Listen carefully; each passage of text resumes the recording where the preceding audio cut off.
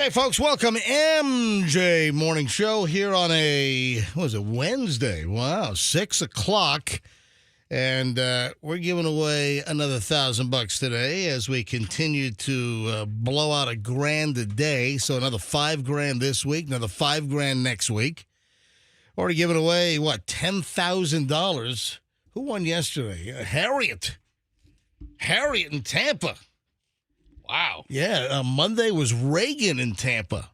So, again, just blowing out the cash. Another $1,000 later today. And you know the deal. Between 9 and 9:20, I give you the title of the song to listen for. So, between 9 and 9:20 later this morning, I'll say, hey, listen for blank. When you hear it, be the seventh caller at 800-990-1047 and win $1,000.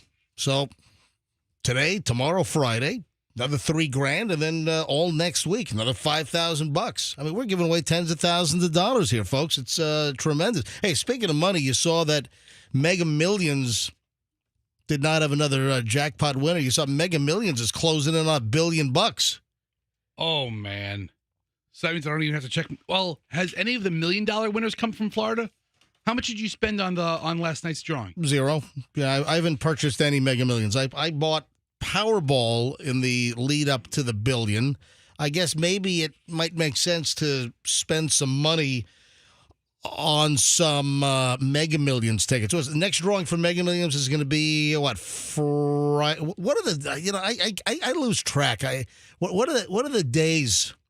All right, so it's they're only 2 days a week. So Tuesday, Friday on Mega Millions. Hang on a second. Let me move this monitor. It's too close to me.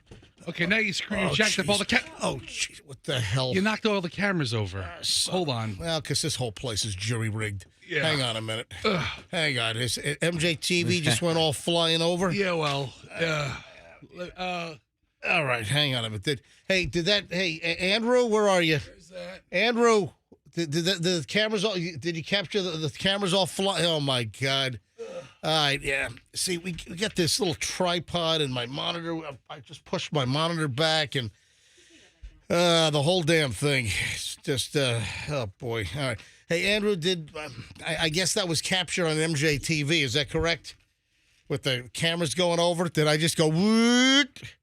Well, that'll be fun to watch back. Andrew, can you hear me in there? Yes, but when I'm not potted up. Yeah, but you can still talk in my ear. Right. Yeah. So, but I tried to talk on the air like you'd want me to. Okay. Well, all right. I guess you caught the cameras going over? Yes, we did. All right. Well, where was I? Oh. Something about Mega Millions. Yeah. So Mega Millions, what is Mega Millions going to go to a 3-night-a-week deal? Because Powerball went to 3 nights a week, a couple of years ago, right? Because Powerball is, Saturday, Monday, and Wednesday. Wednesday. That's Powerball. Right. So Mega Millions is just Tuesday and Friday. Yeah. All right. So Mega Millions is now $910 million. So that's closing in on $1 billion. Yeah, it's probably time for me to buy a Mega Millions ticket. So last night, no winner. $910 million is the jackpot for Friday night. And then Andrew just said in my ear that there were no Florida $1 million winners for Mega Millions. Oh, hey, you know what I got? I got a tip yesterday. I got a hot tip, folks, about the Howard Franklin Bridge and 275 northbound and southbound, about what's going on with the traffic pattern, and it's going to change. And apparently just before Labor Day, I don't have an exact day, but a little before Labor Day, because we're getting close to August 1st. Then when is Labor Day weekend this year? Does anyone have a calendar? Hang on, let me look at my phone here. I don't have a calendar. Let me open my phone, yeah. All right. It's always hang on a minute. Let me see. So Labor Day is... It's always the first Monday of the month. Yeah, so it looks like the 4th. So September 4th is Labor Day.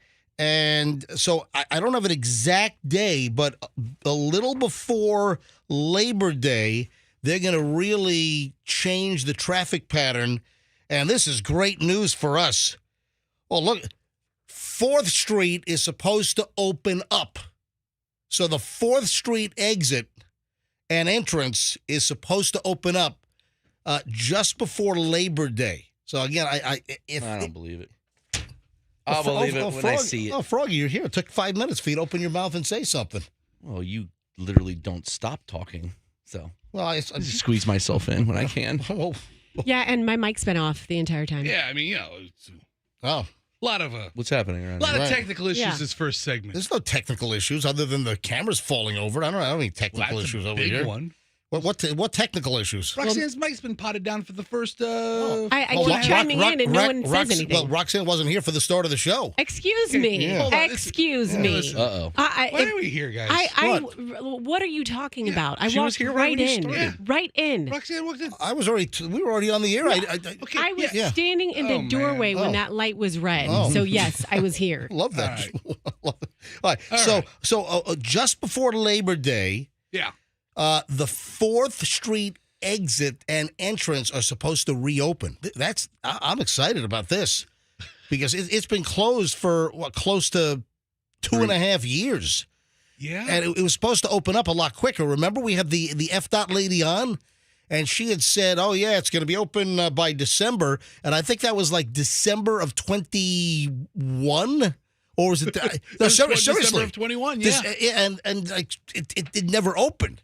So southbound 4th Street, which has been closed for a long time, that's supposed to open up, as well as the northbound entrance is supposed to open back up. So look for this just before Labor Day, but also the lanes are going to shift all over the place. So southbound 275, it's going to shift into the work zone. You know where they have that whole work zone with the barricades? So it's going to be between the end of the bridge and 4th Street. They're going to move the lanes all the way over into that work zone area. And then northbound, you notice they paved that whole area? Yeah, I did. Yeah, there's a whole, as you get on 4th, or as you pass 4th Street, if you're going northbound before you get to the bridge, there's this whole paved area off to your right.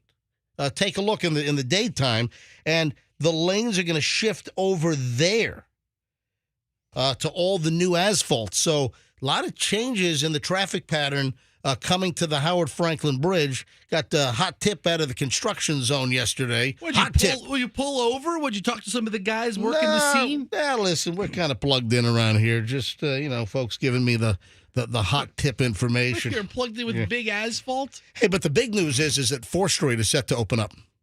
That's cool. Just before Labor Day. So I don't know if it's going to be September, because you got a couple of days in September before Labor Day on the 4th, or if it's going to be the end of August.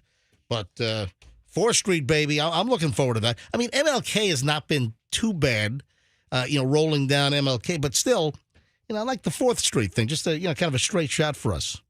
Straight down. All right, 6:08, just getting rolling here on the MJ Morning Show. Hey, don't forget the MJ 3 a day, where I'm asking you, the dedicated MJ listener, just to mention to 3 people.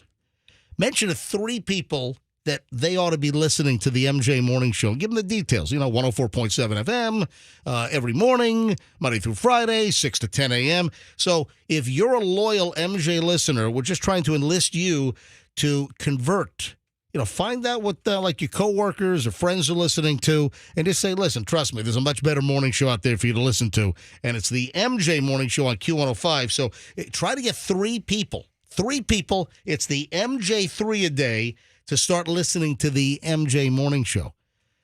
And we got $1,000 to give away today and tomorrow and on Friday, then all next week. All right, just getting rolling. Hey, I had something, this is weird. I had something hit my windshield on the bridge this morning. No damage. It was kind of like a soft hit. And I saw just the quick flash, and there was a mark on my windshield. So I've got an idea. Hold on, we'll get to that next. MJ Morning Show, Q105. They'll do it.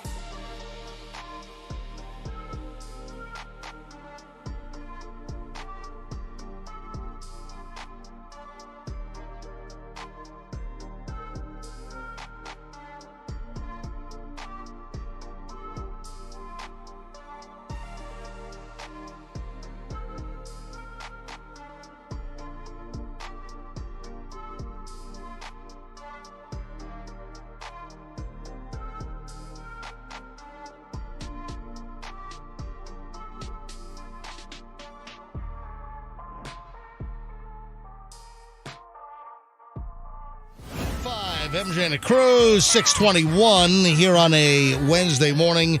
The moolah is on the way again today. $1,000, $1,000 is on the way later today. At any point before 6 p.m., we're giving away $1,000, but you have to know the MJ Cash Stash song.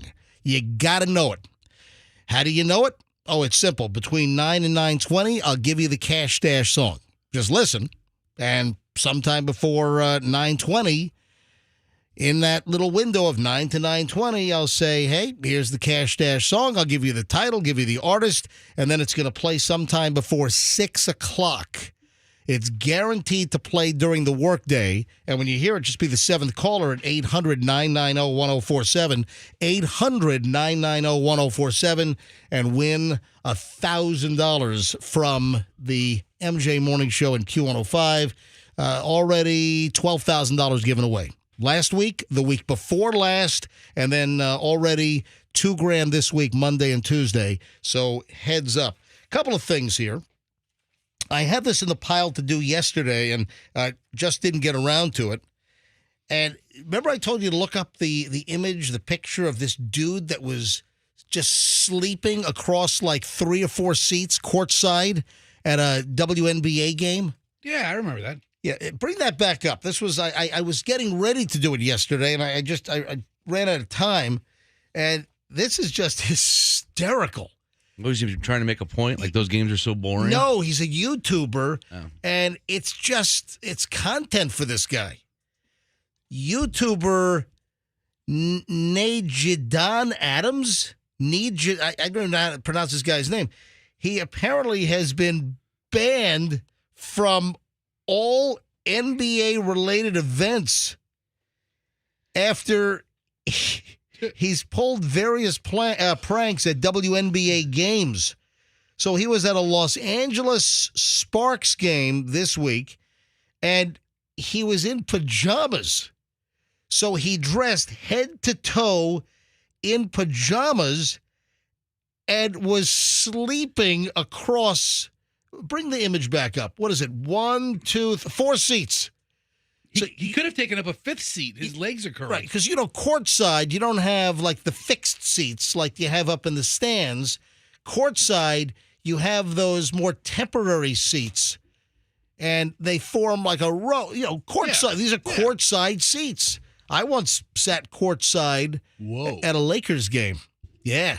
What, next to Jack Nicholson? You know what? I was right, like, 4 or 5 seats away from Jack Nicholson. True story. They're going down the line of celebrities, and they stop on you. They're like, who the hell is that?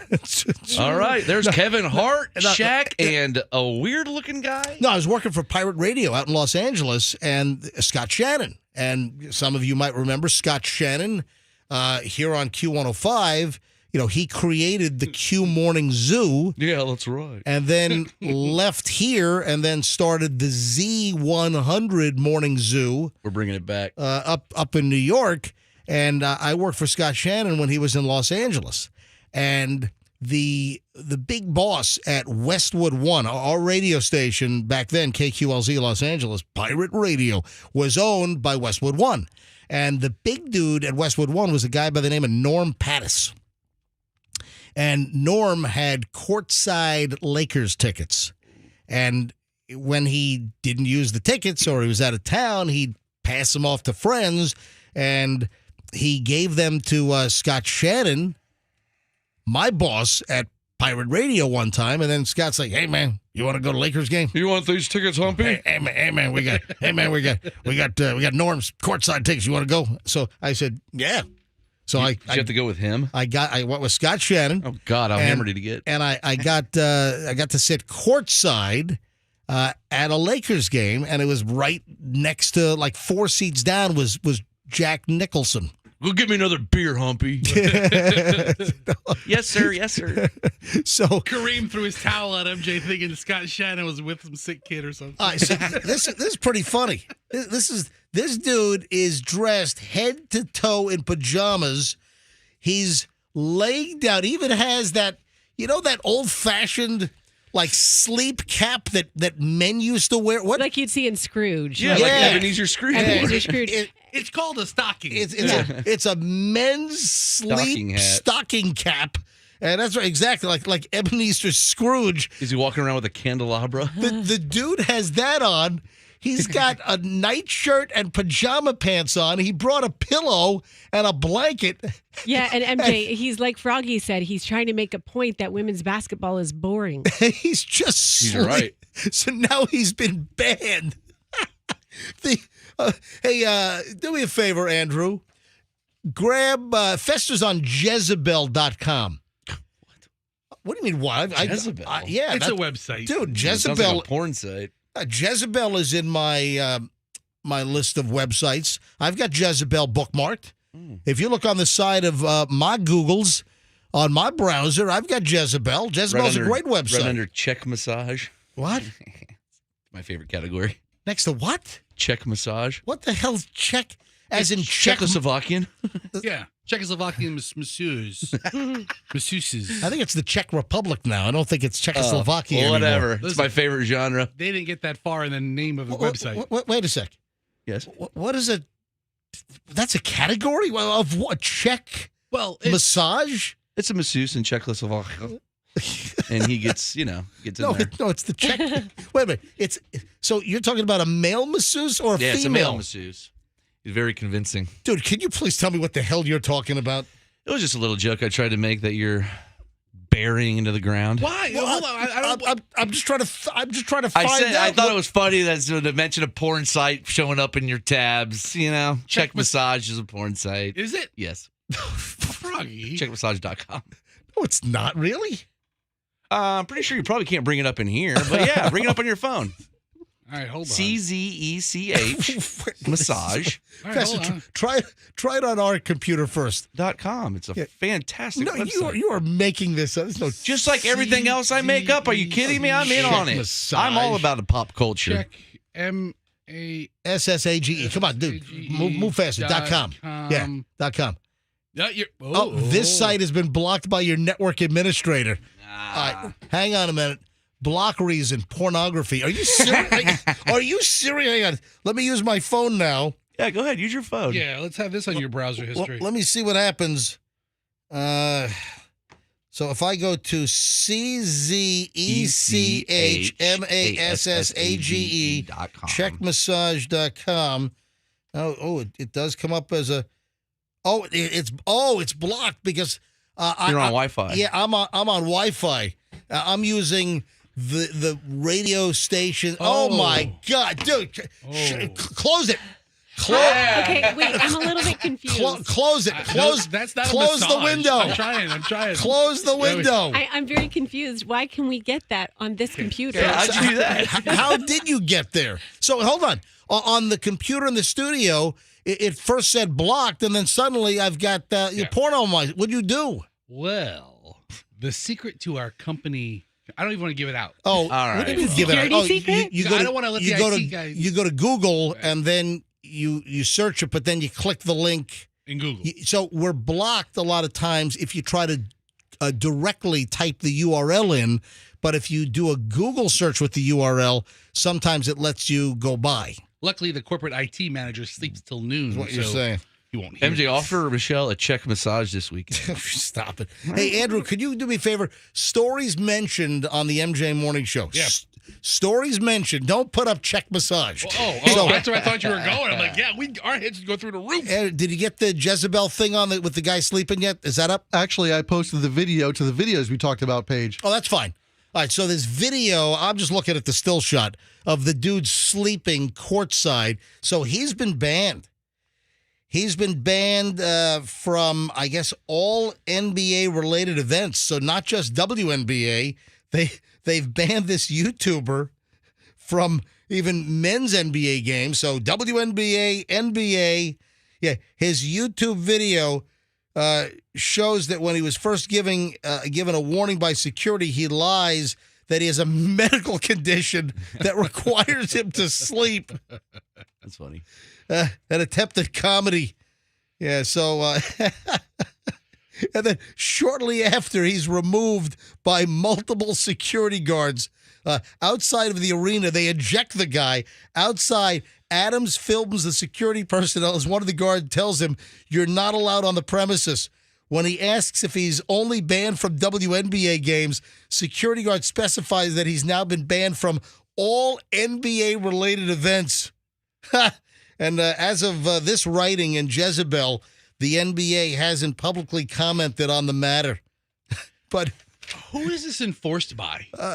Listen, the NBA, they can decide who comes into the arena to see their games or can't see the games. That's who it's enforced by. Yeah, he's probably on a list. Ooh, a list of NBA people. Listen, hey, the owner of the New York Knicks, Dolan, he had a whole list of, hey, remember, he was banning lawyers that were involved in lawsuits against him. Seriously.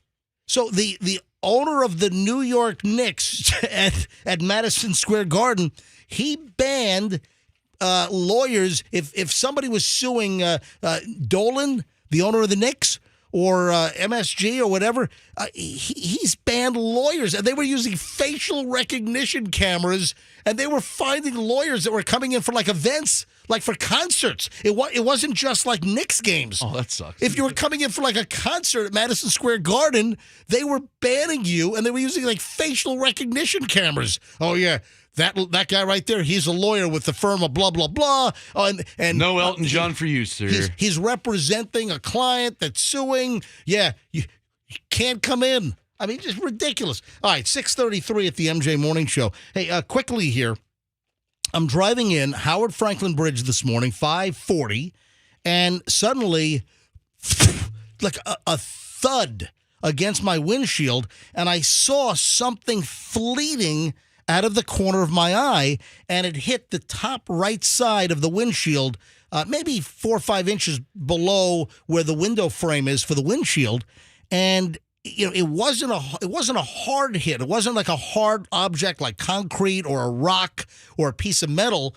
And then I looked, and there was like a powdery like mark. So I'm thinking it might have been a bird. Yeah. So I'm just driving. I'm in one of the middle lanes on the Howard Franklin this morning, and it was like a thud, and then I could see there was like a streak, almost like when you get a bug that you hit a big bug and it kind of leaves that line on your windshield, but then it rubs right out or it washes out. So I feel terrible. What bird was flying low in the middle of the Howard Franklin Bridge in the dark this morning at 5:40. A very dumb seagull, maybe?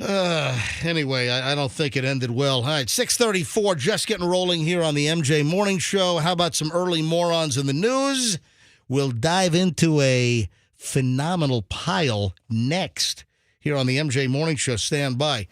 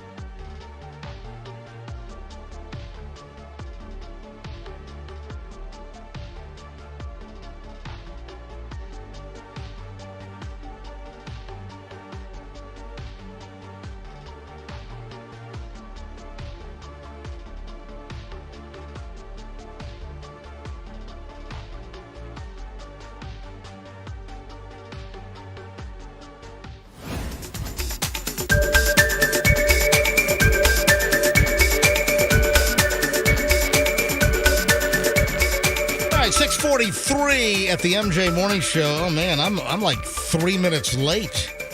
Yeah, I don't like that. Yeah, somehow I'm about 3 minutes behind. I guess we went long in the last segment. All right, early morons in the news, and a pretty tasty pile this morning. Just before you get to that, what's that music you just played? That's New It's Rejoin. from the Birdcage soundtrack. What's it from? You don't know that song? No, I like it. Hold on. Let me play. Hang on. Let's start from the beginning. You never heard this before? No. I mean, it sounds familiar. You know, you're eating into early morons in the news time here. I'm doing it on purpose. Oh, but you never heard this? No, I don't think so. I mean, Sunscream. S-U-N-S-C-R-E. No, not sunscreen. Sunscream. S-C-R-E-E-M. Just put an M at the end there. Okay. Sunscream and Love You More. There you go. All right, bring this up. Hey, I got the computer from here. All right, so here is. Let me play this. Let's see if we have a is there a commercial? All right, 4, 3, 2, 1. Let me skip ad. All right, so you never heard this song? oh, All right, so here's a song. This is from 1992. So, hey, it would fit in with Q105, the 80s and more. This would be more because it's from 1992. Oh, yes, I've heard this. You've heard this? Yes. Turtle, but you know you can never make me love you more. Have you? No, seriously, have you heard this? Yeah, I have now. Now that I hear the lyrics, I've heard it. This is a hit song. That's your song. I don't know if it was a hit song. No, this was a hit song. Hey, Andrew, give me the chart position on Sunscream, which apparently has intrigued Roxanne this morning as a little rejoiner.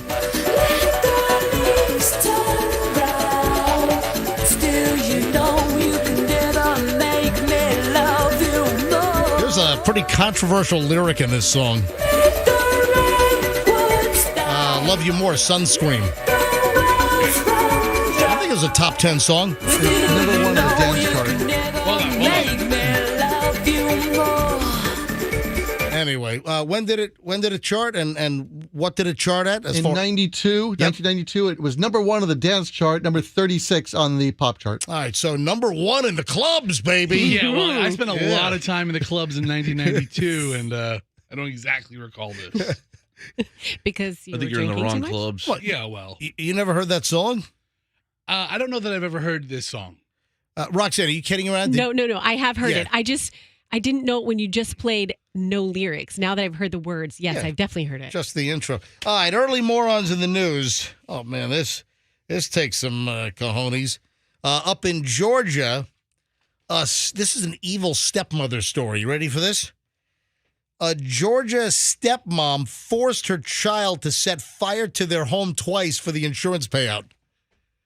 Ooh. What did she think that, oh, yeah, if I get a kid to do it, we're not going to get in trouble for arson? A Georgia mother forced her stepchild to start a fire inside their home on at least two separate occasions, trying to collect insurance money. Courtney Sellers, 34, of Screven, Georgia. I've never heard of this. Screven. Screven. It's like, yeah, I got a rash down on my Screven. You know, I'm scratching my scrubbing. I don't think you're scratching your Screven. She has one. Is there something you want to tell us? She's been tricking us this whole time. So, where the hell Screven, Georgia? Never heard of Screven. Is there even a... I found it. It is like just west of Savannah, kind of southwest of Savannah. No, it's not. It's not north of Scabies. It's not even southwest. It's not even close to. You said first west of Savannah. I said, well, What an it idiot. is west. Then I said southwest. It's very much southwest. It's 3 hours and 40 minutes away from Atlanta. Well, Oh, thank you. yeah, that helps more than southwest of Augusta or whatever. Courtney Sellers, 34, of Screven, Georgia. Oh, now I get it. Now I see. Duh! Allegedly coaxed her child to burn down their home on July 14th, with the Jessup Fire Department called in to put out the blaze. According to the GBI, the Georgia Bureau of Investigation, based on the footage and interviews conducted, investigators determined that Ms. Sellers compelled her stepchild to start a fire inside the home for insurance money on two separate occasions. Although it varies depending on coverage, the average insurance payout for fire and lightning claims is $77,000. Wow. Yeah, she was arrested a couple of days ago following a probe by the state fire marshal's office at the request of the Jessup, Georgia Fire Department. It doesn't say how old the kid was. Sellers was charged with arson, insurance fraud, aggravated assault, and cruelty to children.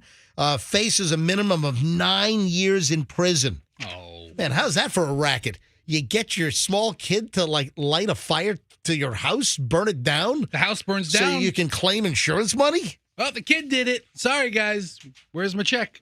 Where's my check? At least Send they them to- tried. Thinking outside the box. Hey, do you know what a meth burger is? Can you go to Checkers and say, yeah, hey, I'll take the new meth burger? So, of all the places, Checkers makes a darn fine burger. All right, so hold on. If you Great fries, too. If you don't know what the meth burger is, I'm going to tell you in a second. And also, man, this is a ballsy thing to do. Dude rips off a supermarket.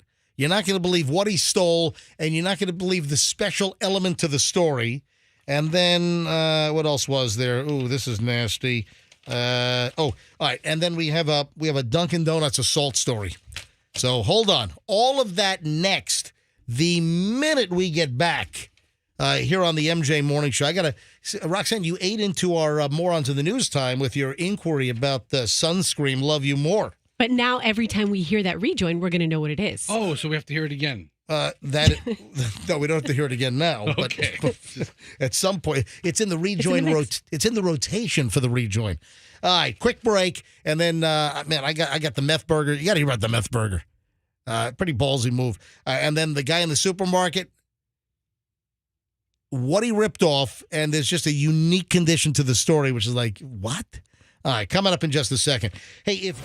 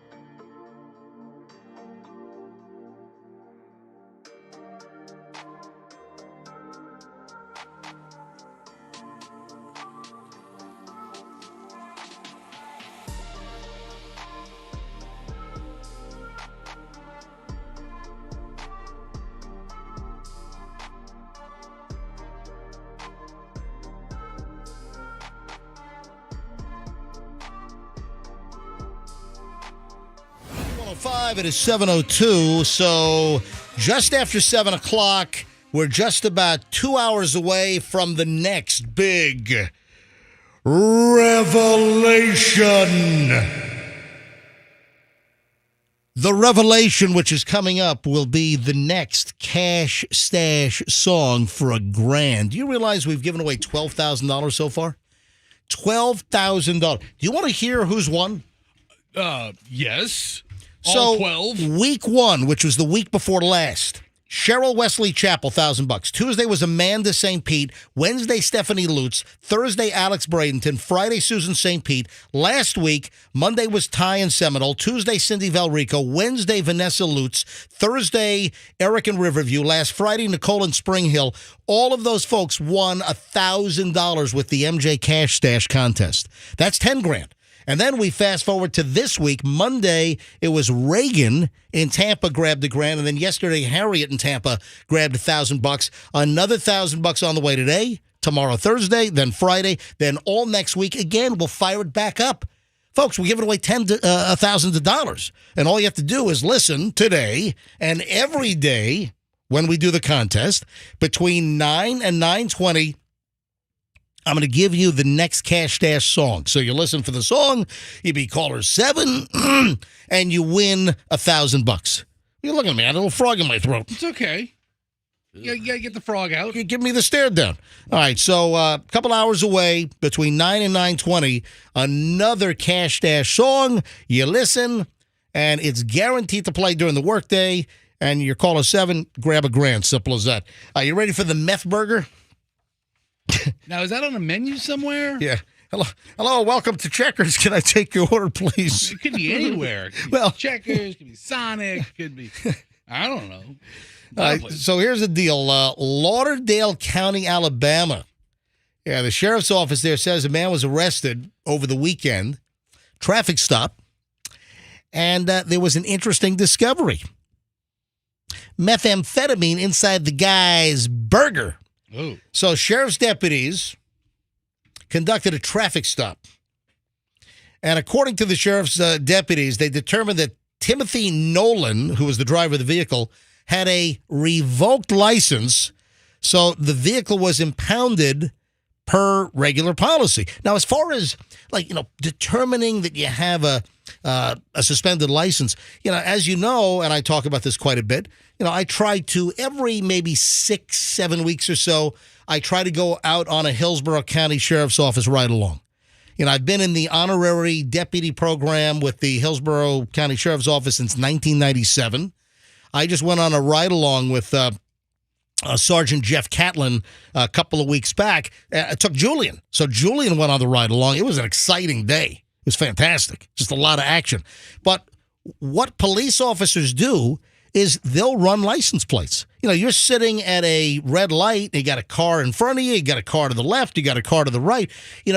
Deputies and police officers, they'll just run tags and see if there's any kind of warrant out for the owner of the car, see if the car owner has a valid license, and it happens quite a bit.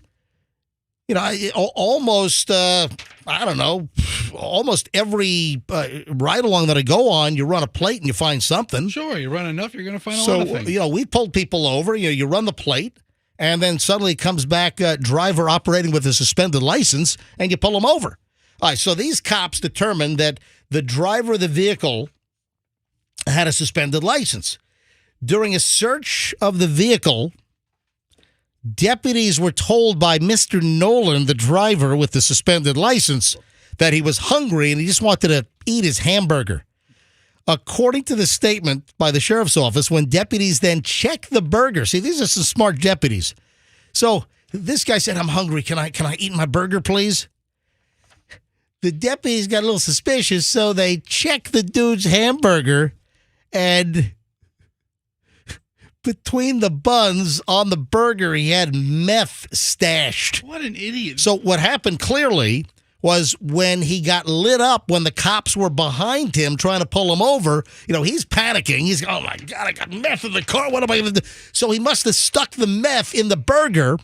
And then he thought, "Oh, let me see if I can finish that burger, eat the evidence, and then they're not going to find the meth."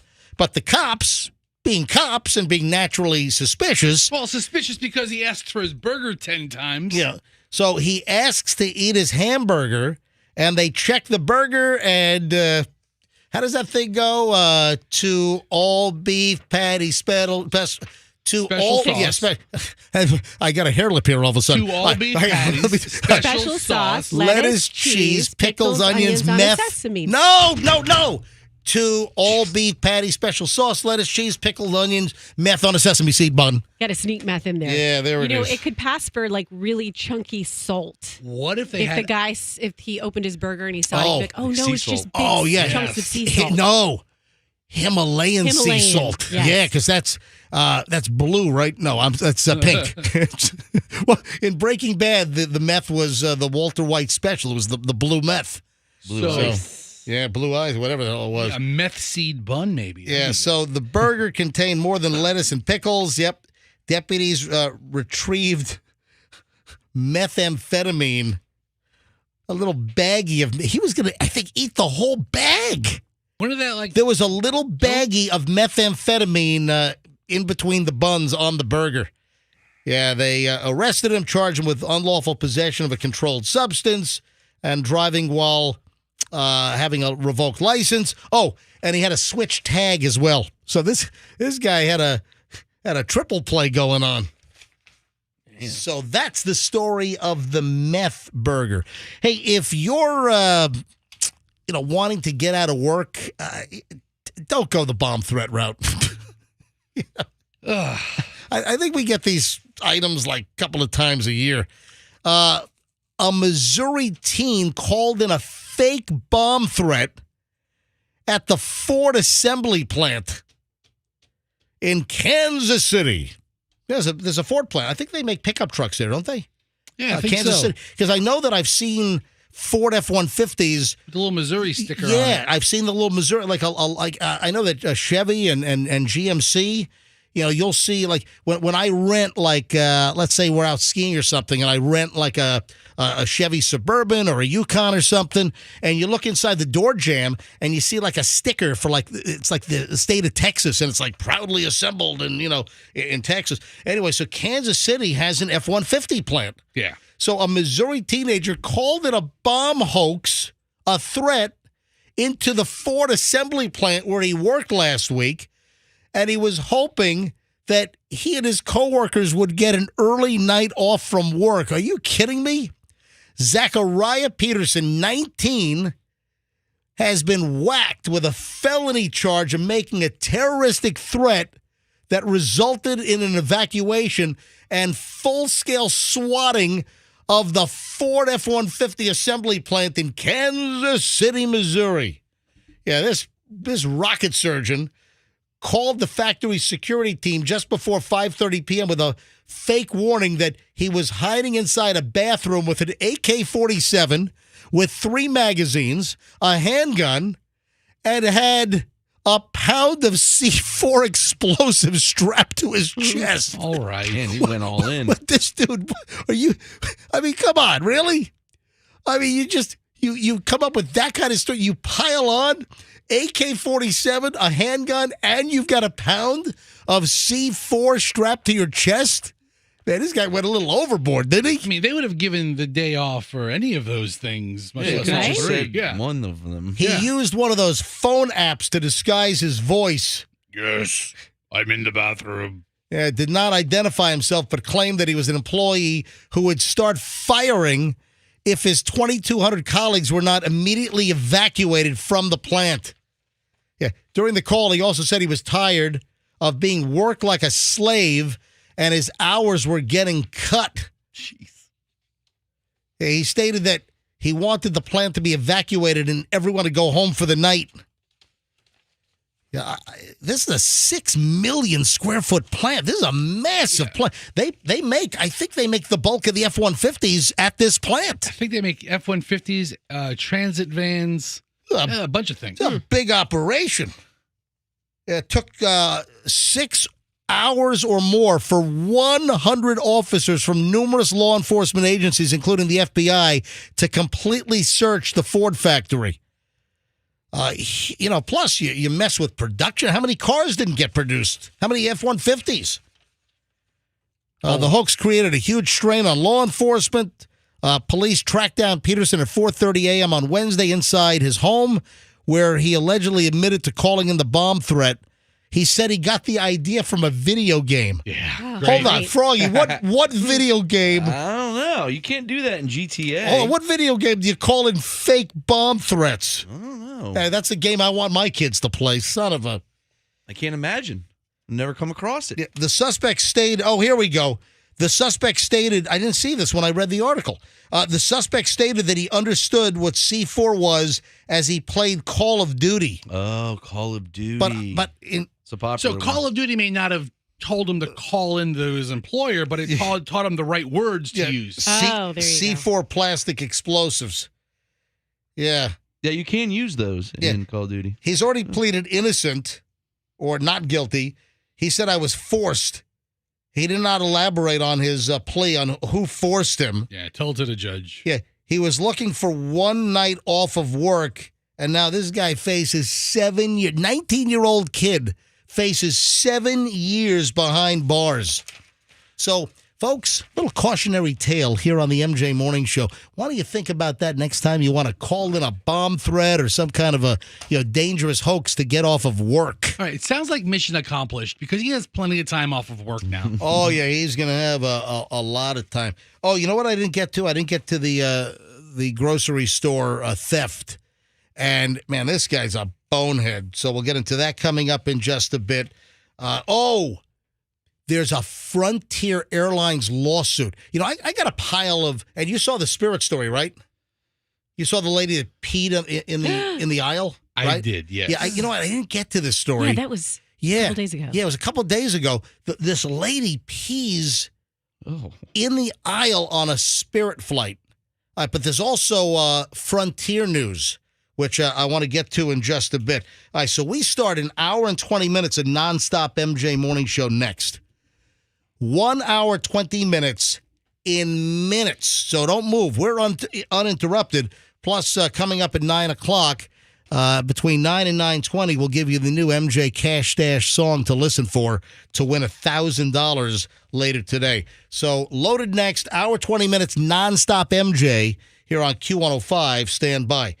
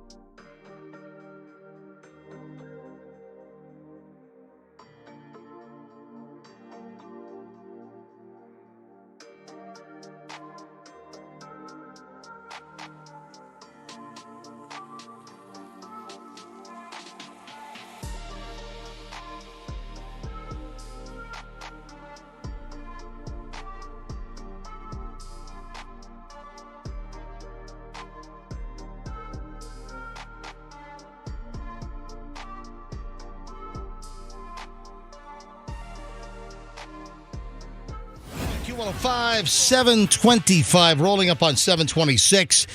Boom, just like that. We start an hour and 20 minutes of nonstop MJ right now. 1 hour, 20 minutes, no commercials, no music, just fabulous kick-butt award-winning content here on the MJ Morning Show. Hey, during the break, I utilized the Beasley Media Group restroom facilities, and once again, I'm enjoying the worst paper towel in the history of mankind. Seriously, something happened in the last couple of days where our cleaning crew has now gone to sandpaper for the paper towel. It has some grit to it. Dude, that might help you exfoliate. Dude, I could use this in a wood shop. I'm serious. I mean, this is the worst. I mean, exfoliation. Seriously. Come here. You want to luva my back? Yeah, right? Luva, yeah. Did you say luva? Isn't it? What is it? Loofah. Loofah. Thank you. It's not like the Louvre. Or the slats on your windows. You know, louvers, right? No, I'm serious, folks. I can sand like a fiberglass boat with this thing. This is wood shop material here. Yes. It's a fine grit. So what happened? What is this cheap? Well, they had a meeting and they said, you know what we need to do? We need to cut costs.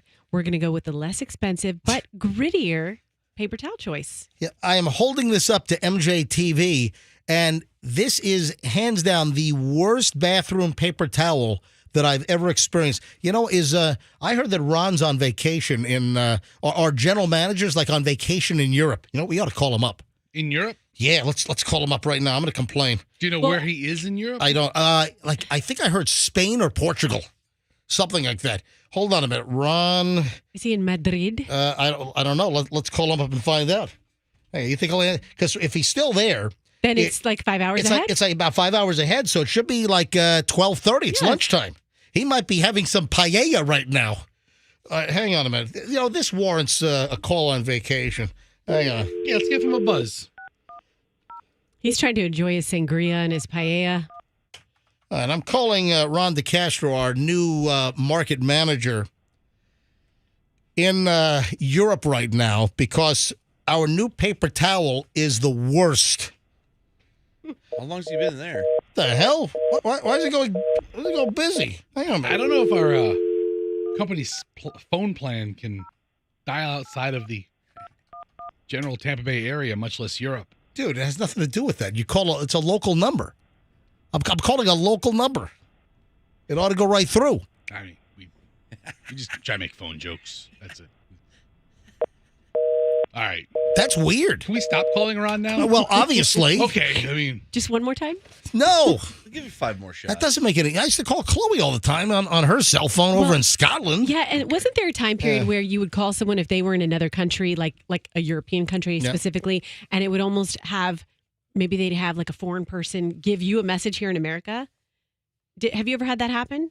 Well, you're calling their phone overseas, and you're connecting to the local cell company, and sometimes there's a recording from that cell company. That's what happens. Yeah, over in Europe. Oh, thank you guys. Thank you for clarifying that. Festa took his smart-ass pills today. I was wasn't sure if I wanted to hear more about international calling or hang myself. Fester? Insensitive, dude. I'm sorry to offend international calling. Okay. Thank you. Oh, wait, hold on. Ron's... He's calling back? How does he... Hello? Yes, calling from Portugal. How are you doing? I'm online to get into some historic church. Oh, hold on a second. So, this is our general manager, Ron. And Ron, you're in Portugal, right? Yes, I am. That's what I heard. That's what I heard. So wait a minute. We just called you, and the phone went busy. So you saw that we tried to call? Oh, yes. Now, Ron, I knew you were on vacation. We didn't know whether you were in Portugal or Spain, but we've got a very pressing issue, which I think you need to return to the States immediately for. Oh, okay. I don't even need to know what it is. As long as I know that you think it's pressing, I will hop on the next flight. Yeah, please do. Well, let me tell you what it is. Something in the last 2 days, Ron, they have put the worst, roughest paper towel in the bathroom that you can imagine. Oh my God, Ron, it's really bad. Ron, the paper towel, Ron, is so bad that when you dry your hands, you will abrase your skin. You blister. Yeah. Well, you know what I'm going to do right now? I'm walking into some historic church. I'm going to pray that the paper towels become softer until I can get there. How about that? Does that work? Good plan. So, are you in Lisbon? I'm in Porto, Ah. home of FC Porto. You know, I've never been to Portugal, but I've heard that Portugal is incredible, and people say that everyone is friendly over there. And I know that tons of Americans are going to Portugal these days. You got tons of Americans that are like moving to Portugal, or they're buying a second home in Portugal. And clearly, you were attracted to Portugal, Ron. It's unbelievable. We've been in Lisbon 3 days, now Porto 2 days, going back to Lisbon, and everywhere I go, they go, "Hey, when's MK coming to visit?" I'm like, "He'll get here." All right, so Ron, let me know what flight you're on coming back so you can take care of our new paper towel crisis, okay? Well, I'm going to get on that right now. I'll text you as soon as I get off. Ron, and look for me you to have be to let there me in know. 8 hours. I'll send a car to Okay. meet you at the airport. Don't even worry about transportation once you land. Thank you. I appreciate it. You're welcome. Well, All right, so- I'm heading into the church. I will light a candle and say a prayer for you guys, and good luck. I hope you make it through this crisis of paper towels. All right, so Amen, Ron, amen, I'm amen. gonna write a note on this paper towel. I'm gonna tape it to your door so you can see it the minute you Yeah. get back. Okay? I appreciate that. Look, I've got organ music. I got church music going on. All right, Ron. I told you. Okay. When are you coming back? I'll be back Monday. I hope you can make it. I don't know. That's doubtful. That's gonna be sketchy. You know. That's gonna be real tricky. All right, man. Enjoy the rest of your vacation. Okay, thank you. Talk to you later. Bye bye. Well, we can use the paper towels for very sturdy note paper. You know- I mean, it can be other uses, put to other uses. It's like the paper that the Declaration of Independence was written on. I'm telling you, it's rougher than parchment. Yeah, it You is. throw it like a frisbee. All right, so seriously, I'm going to write a note on this. Yes. Hey, I'm going to do it right now. I'm going to hold it up to MJTV. Ron, Yes. Do you need a marker? You have I got it. I got a Sharpie right here. This is the worst paper towel You really know how to win over management. ever. This is I've made a career out of that. Yes. Yeah. This is the worst paper towel ever. Hey, next year, Andrew, when they want us to be nominated for the Marconi Award or whatever, send this segment about paper towels. Come back. I'll note that. Come back from Portugal immediately. Fester, do you still have a key to Castro's office? No. I would not. No, I temporarily had a All access. yeah, I had one of those like All right, so all button keys. let me hold this up to the camera right now. So I'm holding this up to MJTV, and I've written a note. It says, "This is the worst paper towel ever. Come back from Portugal immediately." I put my name on it. Next break, I'm going to go tape this on Ron, our general manager's door. And this, obviously, when he sees that, he'll head right back I mean, to Portugal because he'll He'll already be here. see it. He'll He's here. He'll be here. I don't know if you worded it correctly. He's already here by the time he sees it. He doesn't need to return from anything. But the other employees will see it and they'll know we mean You business. should put "Welcome back Yeah. from Portugal" immediately. Good news is everything else has been pretty quiet, so All we'll right, get so right to this. I mentioned this guy from Pennsylvania. I mentioned this earlier. This dude, I'm looking for the story. I had it here, but now I've got like a paper explosion over here. Paper towel explosion. Yeah, maybe you can bring up the story on the computer screen for me, Fester. This is one of the dumbest crooks I've seen in a long time. This dude, he has a situation at a grocery store. This guy steals cakes from the bakery, and one of the cakes he special ordered with his picture on it. You know when you go order a birthday cake, you can have like an image. Some of the grocery stores, the bakeries, Yes. you know what I'm talking the about? baking copier Well, that yeah, you can put your face on the cake. They have this edible It's an pastry paper. Exactly. They can do an image on a birthday cake that is edible. And this dude It's a chain up in Pennsylvania called, was it Weiss? W-E-I-S? I know I've seen that. I think I've even been in the grocery store chain. And this guy, type this in, steals cake with face and then Weiss, W-E-I-S. And this dude, what kind of a bonehead do you have to be? All right, I got it from here. Is that the cake? Listen, this is the guy's face. What? Look at this guy. No. Wait a second. Dude, I'm telling you, It's like a mugshot. you've got to see this guy's face. It looks like he put his mugshot on the cake. Yeah, that looks photoshopped. It's unbelievable. Here, Lancaster man charged for stealing cakes with his face on it. I'm not making this up.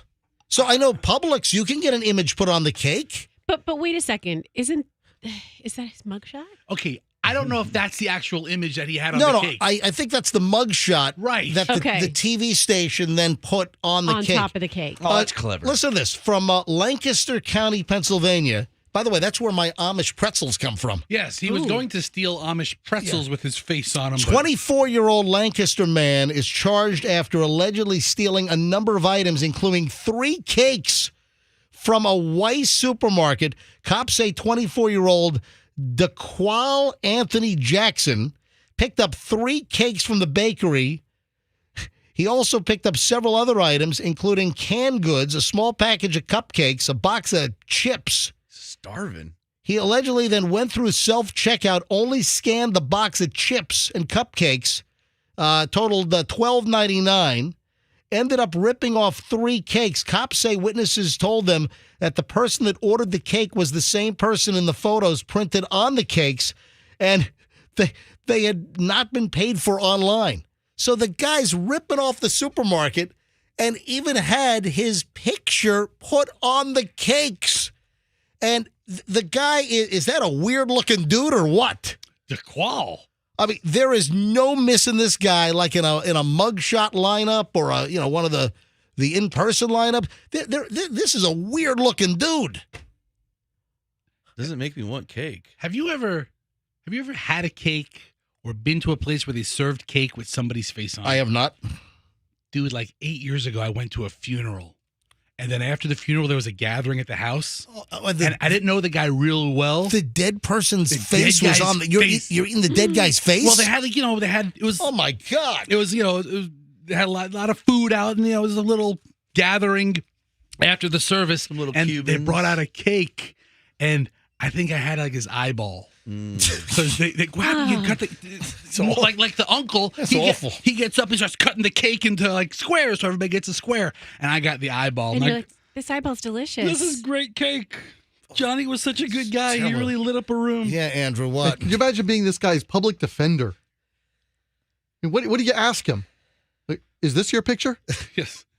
His public defender is the Pillsbury Doughboy. Do me a favor, get this story up on our website. Folks, you got to see this guy's picture. This is a strange-looking dude. He has cakes made at this supermarket with his face on it, and then he tries to rip off the supermarket by only paying for a few items and trying to walk out with 3 cakes. What kind of cakes were there? Like vanilla, chocolate, It's like funfetti? like a sheet cake or something. I don't know. There's so many options. Holy sheet cake, exactly. You can get All right, marble. We'll have the image up just so you can see the story. You got to see this guy's face. When you get a chance, take a look. Andrew will have it up in a couple of minutes. MJMorningshow.com, MJMorningshow.com, and it'll be in stories mentioned on the MJ Morning Show. We'll have it in just a bit. Now, folks, don't say you never get anything useful from the MJ Morning Show. I don't want to hear that because what are you laughing at? I mean, I never get anything useful. But I can already think of something useful we got today. Yeah, really. The Czech massage site. Remember? Yeah. First of all, Very useful. first of all, Check, baby. 1, 2, 3. yeah, I want to know. Still, I want to know how the hell, Froggy, you knew about this Czech massage site that you I mentioned wonder. earlier. I mean, Did your wife know that you know all this stuff? listen, everybody has their thing. Yeah, No judgment doesn't make you a bad person. I think Kim's 10% Czechoslovakian. Yeah. Everybody has their thing. Yeah, listen, I like a nice massage. Don't judge me. All right, I have something very useful, folks, here on the MJ Morning Show. 8 habits that could add up to 24 years to your life. I thought, first of all, that was a ridiculous number. So 8 habits that could add 20. So if the average life expectancy right now in the United States, what is average life? Like Mid-70s, I think probably? male, bring this up. Average 75. life expectancy, United States. I think that men are like 76, and I think women are like 78. All right? What do you have? All right, so combined, it's 77.2. Look at There you that. go. I said 76 to 78, and it's the average life expectancy in the United States right now, according to 2020 data, is 77.28 years. So wait a minute.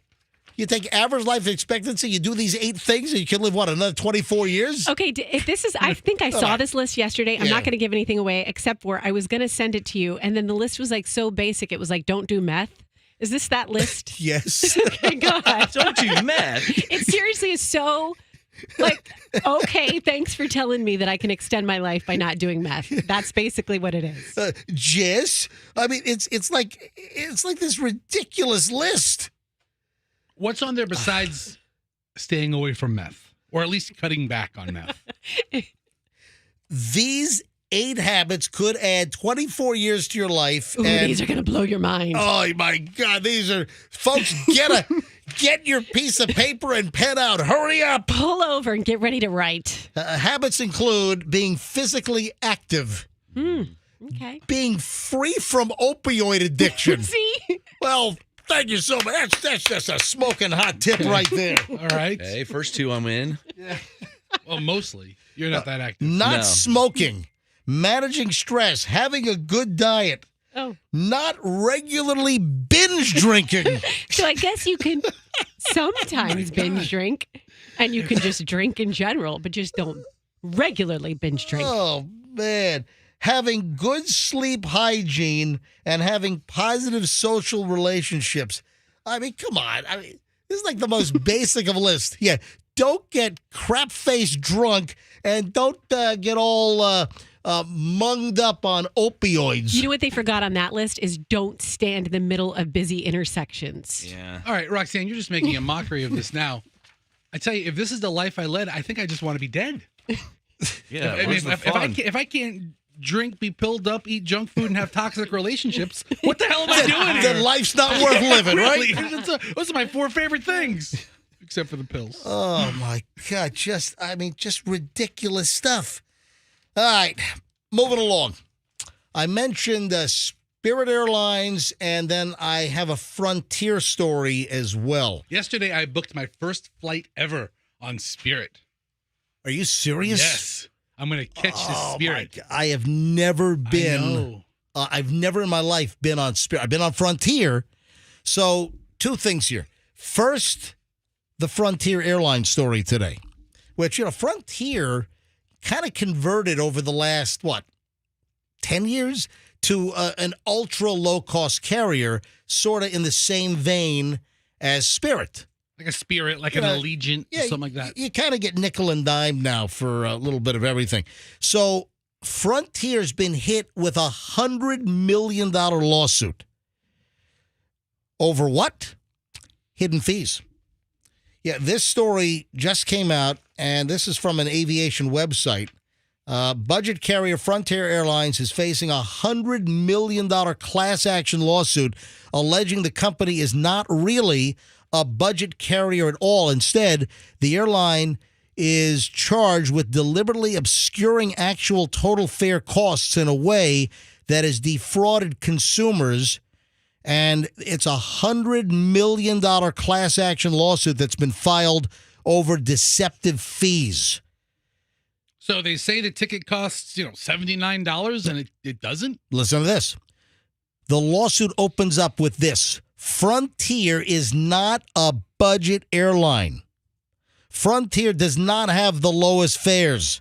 Frontier just breaks its fees into tiny little pieces and checkpoints to water down the appearance of what is actually an average airfare when combined and compared to the industry.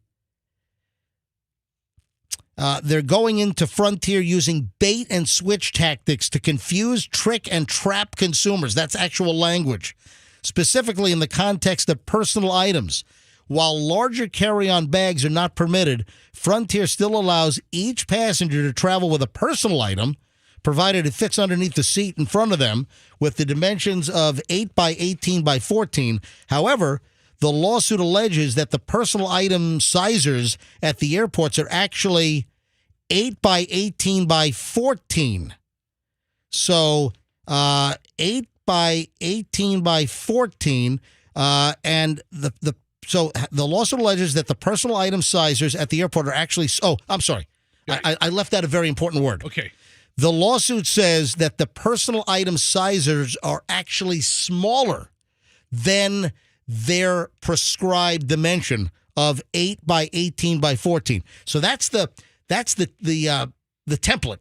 You know, you've got those sizers or templates at the airport where they make you drop the bag in sometimes to see if it fits.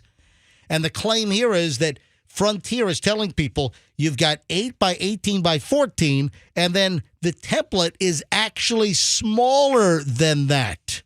Which that would be bait and switch. That would be deceptive. And then they get you at the gate to pay more for a carry-on? Yep. This website, this is an aviation website called liveandletsfly.com. And they say, we just wrote about an incident in which a passenger's personal item purportedly fit inside the sizer, but was still not allowed on board. But this is a far more serious allegation that Frontier has smaller sizers at the airports, and it does not comply with what their published sizes are. The lawsuit also says that the entire fee structure at Frontier Airlines is obscure, especially when purchasing through online travel agencies. Frontier's fees are not conspicuously shown on its website or on the websites of third-party vendors, and consumers are often unaware of Frontier's large and plentiful fees until after they purchase a ticket that initially appeared attractive. So, $100 million class action lawsuit filed by disgruntled passengers. $100 million is punitive in nature, intended to deter other carriers from similar action. So, this comes on the heels. Do you remember the Frontier story that we did? That gate agents are incentivized to flag passengers, say that their carry-on is too big, make them check the bag at the gate to the tune of like $100. And remember, the gate agent got a $10 bonus. You remember that was a rumor, that was a story, that was the allegation. And then finally, Frontier, they confirmed it. And I pulled the old story from back in May. This was from May 24th. Frontier Airlines confirms gate agent incentive for baggage fees after viral social media videos. Frontier Airlines is facing some criticism over a policy that pays gate agents a bonus for catching oversized bags. A source familiar with the situation told KRON television out in San Francisco, Kron, that the policy is being used to charge customers without cause. Customers flying on Frontier have brought their complaints forward, social media. We talked about this, that passengers are required to pay a $99 personal item fee when the gate agent says that the bag is too big, and they get a bonus. So can you imagine, you're a gate agent. I'd be salivating watching these people walk onto the plane trying to snag them. $10. So 10 people a day, that's an extra $100 in your pocket. So that was happening at Frontier. I have also heard from other gate agents for other airlines that there could be a person, i.e. their boss or, some person checking regulations, sitting in the waiting area there and watching to see if they let someone on that violates the size of the luggage, so they could get in trouble. Ooh, so I think they're incentivized on Frontier, but then I think they can also get in trouble. Like secret shopped by their own company? Exactly. Or by the FAA, I guess. Well, the FAA is not going to be shopped. Their own company is making sure they enforce their policy. Yeah.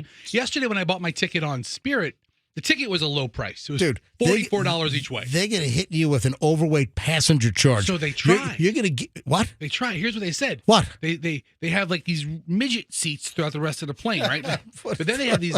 They have like the Spirit first class seats that with like $85, which would have been 3 times the price of the ticket if I would have opted for those seats. If you wanted to add a bag, you could pick your seat on the Spirit flight. Every seat had another dollar amount attached to it.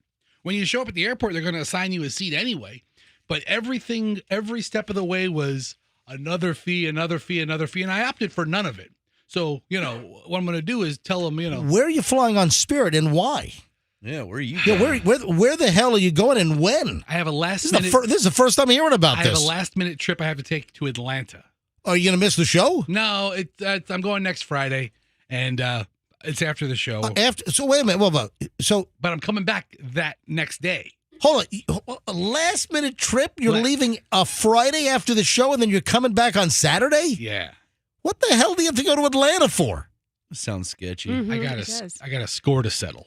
Ooh. All right, what are you talking about? I really can't get into it. Oh, come on. It breaks several laws, both state laws, municipality laws. Just stop it. Really, what's You going on? urinate on somebody's grave again? Listen, I've got a big score to settle, and the guy lives outside of Atlanta. Dude, come on. Come on, you liar. You're making this up. You're pulling our leg. Knock him out, and I'm back to the airport. Come on. Really, why do you have to go to Atlanta? I handle my business face to face. All right, don't stop putting us on and dragging it out. Why do you have to go to Atlanta for a You're day? the least tough guy I know. You kidding me? I'm ferocious. What do you do? Knock it off. Why do you have to go to Atlanta?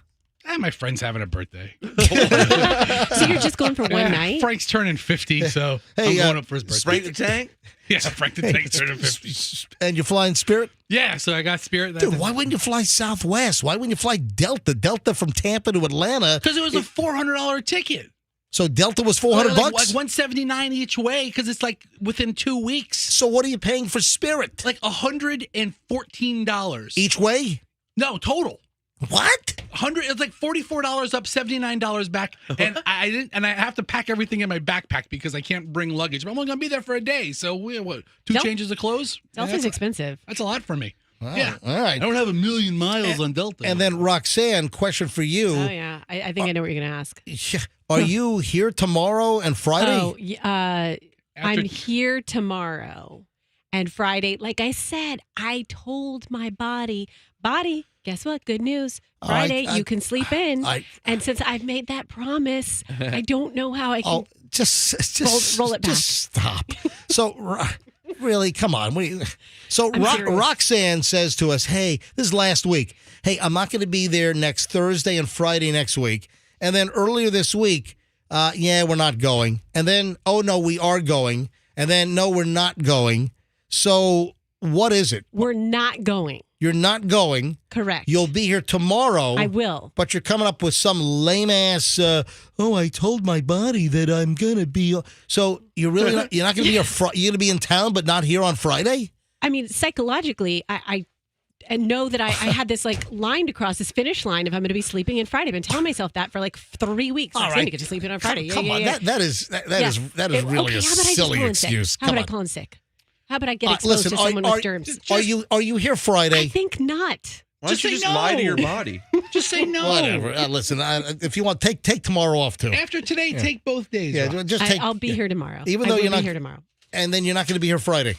Probably not. Yeah, I mean, I'm just going to see how I feel, and I'll let you know. Anyway, hey, so I have another item, air travel related. That's the Spirit story, and so we've got Frontier getting sued for $100 million for deceptive bag practices, and the complaint that they're making people check bags or charging extra money when in fact they give you a dimension and their little template at the airport is smaller. So would the person bring a tape measure? I'm thinking that's what they probably measured the bin and discovered that it's smaller than what they say you're allowed. All right, that's Frontier. Then, Fester, you're flying Spirit. Yes. So, the woman that urinated on the floor of a Spirit Airlines flight after complaining that they prevented her from using the bathroom for 2 hours. So there is video that's been posted online This happened last week. I've had this story for a couple of days. I just didn't get around to it. But a woman was caught urinating on the floor of a Spirit Airlines flight. Video's been posted online. She's crouching in the corner of a Spirit flight. You can see the flight attendant in the background. It's a black and yellow Spirit Airlines uniform. And the flight attendant is actually videoing the woman peeing on the floor of the Spirit Airlines flight. The woman yells at the flight attendant saying that she's had to pee for 2 hours, but she wasn't allowed to use the bathroom, and the doors were locked? What? This makes no sense. I don't understand. Why would Spirit prevent the passenger from going to the bathroom for 2 hours unless there was turbulence, unless there was, the captain said, please stay seated? All right, so I have a question. Yeah. I've never been on a flight where we land and then we can't get off the plane for like an hour or 2 hours. You can't find a gate or something. For some reason, you have to stay on the plane. I've not had that experience yet. Can you use the facilities? I mean, I plan my flight and my movement pattern. If I'm going to land at 2:00, I'll go inside the airport. But if I'm stuck on a plane, I don't know. Can you get up and walk around the plane when you're just staying on the tarmac? Yeah, you can. They prefer you stay seated. Yeah, they want you to stay seated. But I mean, if you have to use a restroom, you can certainly. Okay. This woman on the video says, I had a bleep for 2 hours. Tell me I can't. Close the doors. Flight attendant is filming her. The flight attendant says, say hello to the camera for me. The woman tells the flight attendant to blame yourself. Yeah. Your plane has stopped. I said I can't hold the pee. And then it's a 20-second clip. And then she drops her stretch pants and pees in the corner. Like you've got the galley in the back of the airplane with, and then you've got the bathrooms. And she's like right in the corner next to where the rear emergency door is, and she's peeing on the floor. I have a lot of questions about this. Yeah. First of all, looking at the video, and she's wearing stretch pants. It seems like those would be hard to keep around your legs partially and pee and not get your pants all wet. You'd think so. Statement number one. And then also, could she have grabbed some cups to pee in? For real. And so it's not just running down the floor and down the aisles. Have you ever got a drink on a plane? It's like a 3-ounce cup. You line them all up and you just keep I moving need 20 forward. cups, please. Get a can. And also, I'd like to point something out that this happened on Spirit Airlines. I know what Yes, I know what you're going to say. The outside of the plane is yellow, and Of course. of course, she decided to make the interior matching and turn the inside of the plane yellow as well. A little yellow path from the front there all the way down. Oh, It's hysterical. man. All right. So there is a celebrity diet fad. I'm running a little late on this, by the way, but hey, better late than never. 7:59 at the MJ Morning Show. Don't forget, between 9 and 9:20 this morning, we're going to roll out the next MJ Cash Stash song title. So coming up in a little over an hour from right now, I'm going to give you the new song to listen for. When you hear it played anytime today after I give you the title, just be the seventh caller and win $1,000. Just like Monday, Reagan won in Tampa. Yesterday, Harriet in Tampa won $1,000. You could be the next $1,000 winner later today with the MJ Cash Stash song. 9 to 9:20. I'll give you the song. Then listen for it. Be caller 7 when you hear it. Guaranteed during the workday here on Q105 and win $1,000. So this is a big celebrity deal. And celebrities do this, and they've touted this. We've talked about it. We've seen the stories. It's not just celebrities, but a lot of celebrities have touted this as how they stay in shape, how they lose weight. Now it's the whole Wegovy and Mounjaro and Ozempic deal. Yeah. But one of the ways that the people have kept thinner is through intermittent fasting. And this has been somewhat of a diet craze. intermittent fasting was pushed by like Jennifer Aniston, a bunch of the Kardashians like Kourtney. Oh, Gisele Bündchen. Yeah. Tom Brady's ex-wife, Gisele Bündchen. She was doing the whole intermittent fasting thing. And many say that when you do this and you restrict the food intake, that it's keeping them slim. So, I mean, most of you have heard about this intermittent fasting. I've been intermittent fasting for years with 20 hours of eating and then 4 hours off. And That's not how it works. it's worked wonders. It's been That's great. the opposite. Wake up at 4 a.m. I eat all the way to midnight. But listen to this. When it comes to intermittent fasting, there's a new study out, and it says that, man, this could be, your early grave in the making. This could be your demise. This has been published in the Journal of the Academy of Nutrition and Diabetics, and the study shows that skipping breakfast is associated with a higher risk of dying from cardiovascular disease. Okay, I'm glad someone's finally addressing this, because do you guys remember when it was like, in order to get your metabolism going, you've got to have a healthy breakfast? It's good to start your day with a healthy breakfast. And then that went out the window for this intermittent fasting.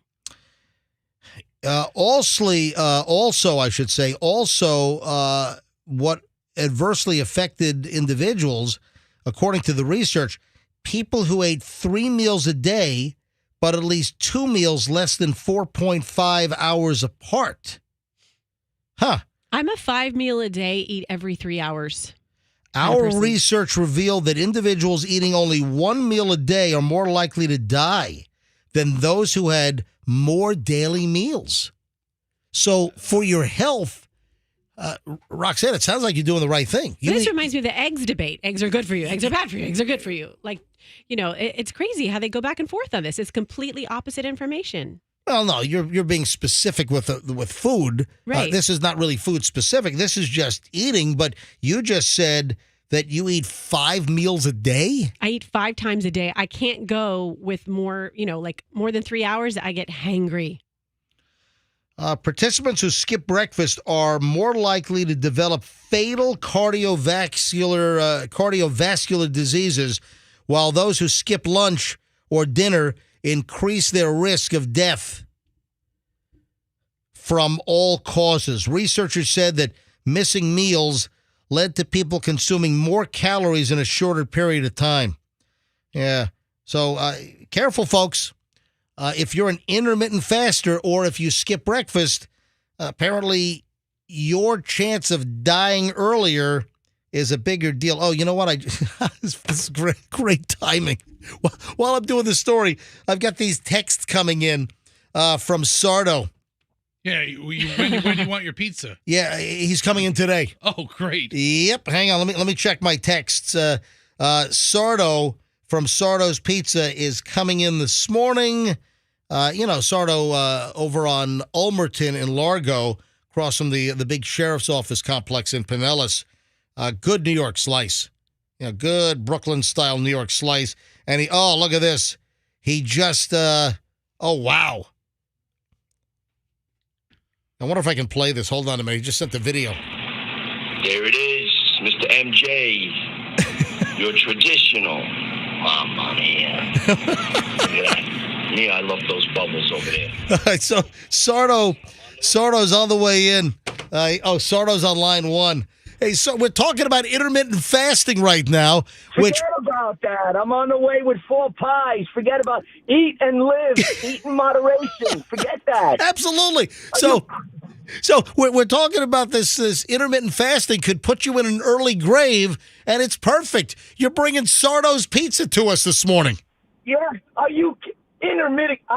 The lady that massages me, she fasts all day long. I look at her. She looks like Olive Oil's great niece or whatever. It's ridiculous.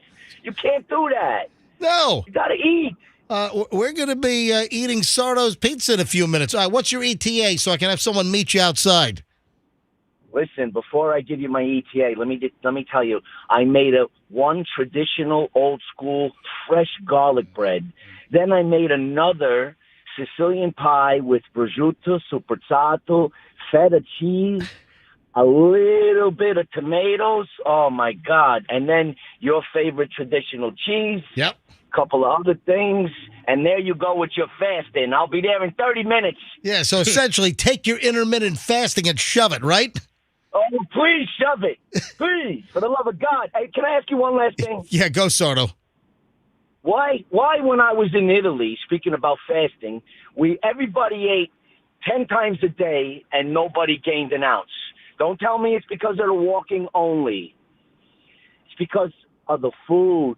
Fresh, no preservatives, no additives, fresh. And that's what I got over here for you. Don't worry, MJ. You eat all 4 pies, you won't gain an ounce. All right. How far out are you? 30 minutes. I Drive just left faster. the store, all right? 30 minutes? Does it take that long to get here? I mean, if he drives too fast, all the cheese brother, will slide off to the brother, side. all right, I can sound you hungry. You're talking about food, you're hungry. I'm on the way. I'm going. Thank you. All right, thanks. And so have that. We'll talk to you in a bit. We'll see you in a minute. All right, so that's Sardo from Sardo's Pizza. Yeah. Hey, he just was talking about preservatives in food. And MJ, I've been telling you about this for a couple of days now. That app that I downloaded that I'm obsessed with now, and it's called Yucca or Yucca. And so you can point it How do you spell it? Yuka. Yucca? Yes.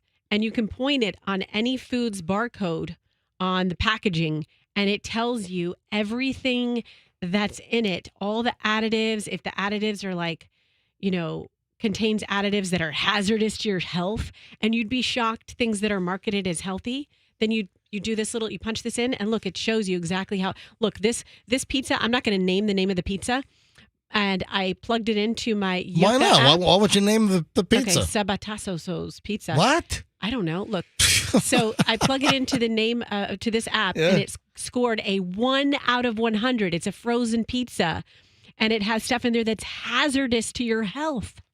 And you would never know this if you didn't, do the Yucca app. And you just started doing this? Mm-hmm. A couple of days ago. Is it a free app? Yes. And it's Yuka? Yuka. I'm driving Doug crazy with it because he is the hunter-gatherer, so everything that comes in the house, I'm like, fail. But what do you do when you go out to eat, though? You can't use it. You can't use it. So it's only actual products that are sold with a barcode. Yes. And you scan that? Yes. And then it gives you what? All this information. It'll say poor, excellent, bad, and it tells you why. Like, what does Pop-Tarts say? Okay, let me search. What about Do we have something we can scan What in about here? Captain Crunch? You know Yeah, what? Hold give me on. something to scan. In the office, I have the box of Hostess mashups between the Twinkie and the Ding Dongs. Give me a second. I'll be right back. Yes, that's a good one. That's totally all right, a good hurry one. up. Run. You got to That's run, a good though. one. Dude, hurry up. Run. Oh, my God. Look at Fester He's run. fake. Yeah. He can't run. And how'd you find out about this Yucca or Yucca app? One of my friends told me. One of my girlfriends told me. I can't say I'm addicted to it. So now you're obsessed with this app? Yes, but things that you think are healthy. All right, give me an example of something that you barcode scanned at your house with this app that you thought was decent, and it's telling you that it's the worst thing on the planet. Well, I did these the one she showed me is these little granola bar. They're little pieces of granola, these balls, and I thought they were totally healthy for the kids, and they score a bad. Okay, here we go. All right, here so we go. I'm back. I got all the look at all food this we have stuff. in our office. Yay. All right. We have Fester brought the have- box of the Hostess Ding Dongs and Twinkies mashups that they're selling at Walmart, and then you brought Froggy has these honey roasted peanuts in our office. right, honey roasted Planters peanuts. And then we have Froggy also brought some Did you bring this, Froggy, or did I bring it? So it's Gatorade Zero orange flavor. All right, well, All right. open Okay, up your. I Let's just scan. did it. Let's go. Let's scan it. Yep, here we go. So what's the first one you're this is scanning? Zero Sugar Thirst Quencher Orange. What do you guys think it got? What kind of score do you think this got? I don't know. Hold on. What are the parameters? Does it give a number? It gives a number 1 to 100, 0 to 100. All right, so What are you going to guess? 100 is the best. 100 is the best. So the Gatorade Zero, Uh-huh. 30. Good guess. 39. Wow. 39. Too low. So what is it saying? What is it when you scan the Gatorade Zero? Because Gatorade Zero doesn't have added sugar, right? It's using an artificial sweetener, right? Yes, but it has hazardous additives. Like what? Let's click on the hazardous. According button. to the Yucca app or Yucca app, Yellow 5 shrinks your wiener. It does have sunset yellow FCF, and that is hazardous. Mm-hmm. And it has monopotassium phosphate. I love monopotassium phosphate. Big hazardous, sucralose, My hazardous. God, I want a big plate full of monopotassium phosphate. Oh, MPP? I love it. You down with MPP? Love it. So they're saying that this Gatorade Zero is not good for you. All right, it's junk science. Let's go to the peanuts. The honey roasted peanuts. Go to the Planters Honey. Okay, these are going to be good. I know. What? Read the label. What are they? The exact product name is. Froggy bought Planters honey roasted peanuts dry roasted. And what size is that container? Like it's a 16-ounce container. 16-ounce container. All right. Go ahead and scan that barcode, and let's see where it falls from 0 to 100 on the scale. Now, I would imagine a regular peanut's going to be good, but honey roasted, man, they slather and bathe it, I'm sure, in all kinds of bad stuff, like added sugars and all kinds of crap. Froggy, what do you think about your nuts? What do you think about your nuts? I think they're going to be like a 20. Roxanne, you want to talk about Froggy's nuts? How unhealthy are Froggy's nuts? Listen, you're going to be shocked about Would you like to put Froggy's nuts in your mouth? I have there's 3/4 of the jar left. You can have them, Roxanne. You can put plenty of Froggy's nuts in your mouth. Yeah. There's more than 3/4 of the jar left. Those might be old. Come on, taste Froggy's nuts. That's your straight tasting Froggy's nuts right are delicious. Hey, listen, Froggy's nuts are better than you think. All right, let's get the results. So again, 0 is the worst. They're old. He's spitting them out. They've been in the office like 3 years. They're all rotten. So 0 score is the worst. 100 is the best. 63. Not bad. They're good. They're good. I mean, they're not good. They're old. I'm imagining that Planters regular dry roasted peanuts that are plain are going to score higher than the honey whatever it is. Yeah, but they have the calories a little bit too caloric. Okay, let's move on to a little bit too saturated, too fatty, fatty. But aside from that, they're good. What about added sugars? No, they're not low impact on sugar. Okay. Yeah. All right, so now we've saved the best for last, but I wonder if it's going to be on there because this is a newer item. I don't know. There's 2 left, by the way. You want one? No. Okay. So this is it's the new Hostess mashup. It's the Ding Dong Twinkie. So now, did it scan? Yes. Really? 100. It's beeping at me. It's never done that. What do you mean it's beeping? Warning. Are you serious? Warning. Yes. Hold it up. Let me see this. It just beeped. It's never done that. Hold it up to your camera. All right. So you just scanned the Hostess snack cakes, and it's a special item, which I believe only Walmart is selling. And it's the chocolate outer coating of the Ding Dong and it's round like a hockey puck with Twinkie type cake inside with the white filling. I have never seen a score this low. Are you serious? 0 out of 100. Wait a minute, you're telling me that the Hostess Twinkie Ding Dong mashup is a 0? Can't get much lower. It's a donut. It is a 0. Yes. All right. Okay. And it's got 5 hazardous ingredients. Oh no, 5! Like 5 what? moderately hazardous. Well, it's got tartrazine, food coloring, Allura Red AC, food coloring, monocalcium phosphate, polyexyloxin sorbitin monocytic. So a bunch of things Roxanne can't pronounce and some food coloring. Sounds healthy to me. It is a 0? 0. I've never seen something with junk a food 0. must all come up as 0. No, it doesn't. Because some of it has, it depends. If it's like a potato chip, it's got something good in there because potatoes are good for you. This is something good in it. Twinkie. Go get a bag of Funyuns. I want to know what those are. All right, next here on the MJ Morning Show. Oh, it's 8:14. Don't forget, 9 to 9:20. Make sure you're listening to the MJ Morning Show between 9 and 9:20. We'll give you the next MJ Cash Stash song and your shot to win $1,000. So we give you the song title coming up in a little bit between 9 and 9:20. You listen for that song to play anytime during the workday. When you hear it, be the 7th caller, 800-990-1047, and win $1,000. You could be the next $1,000 winner. Hey, folks, I don't ask you for much.